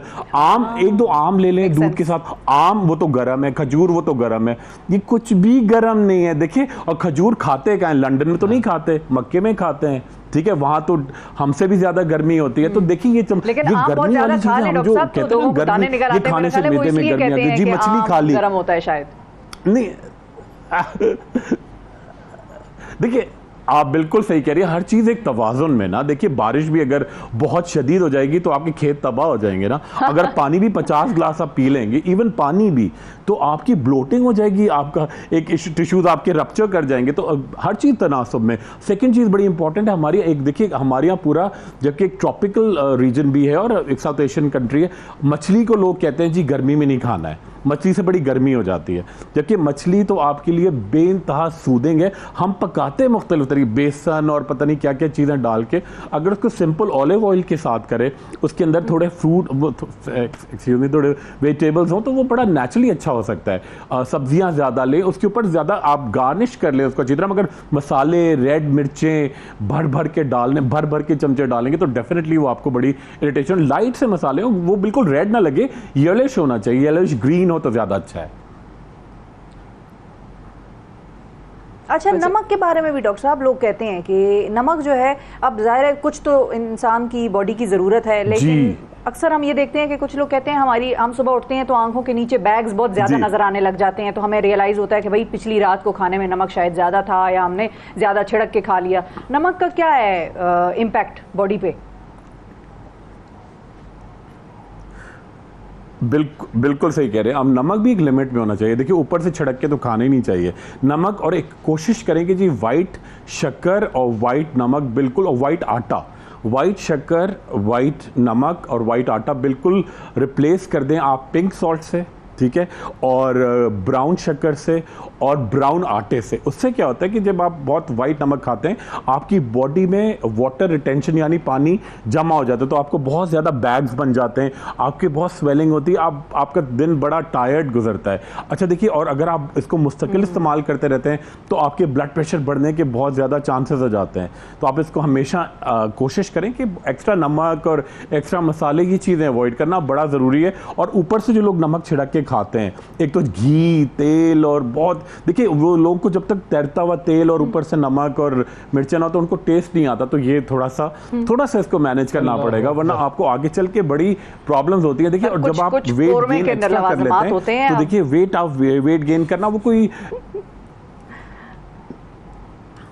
जी देखिए नहीं, कभी कभी हर चीज अच्छी है, बेहतियाती भी करें। आप वंस अ वीक हो गया ठीक है, मगर उसको थोड़ा सा माइंड में रखें कि उसके बाद मैंने इतनी कैलोरीज गेन की हैं, थोड़ा मुझे चलना फिरना चाहिए, ये बड़ा इंपॉर्टेंट है।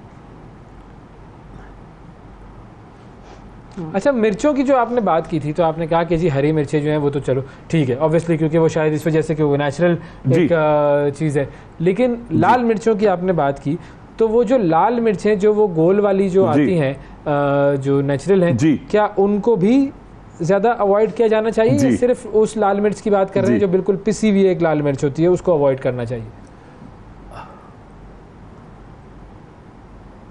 बिल्कुल सही कह रहे हैं। अच्छा देखिए, पिसी हुई लाल मिर्च तो बहुत ही ज़्यादा इरिटेशन इन्फ्लेमेशन करती है।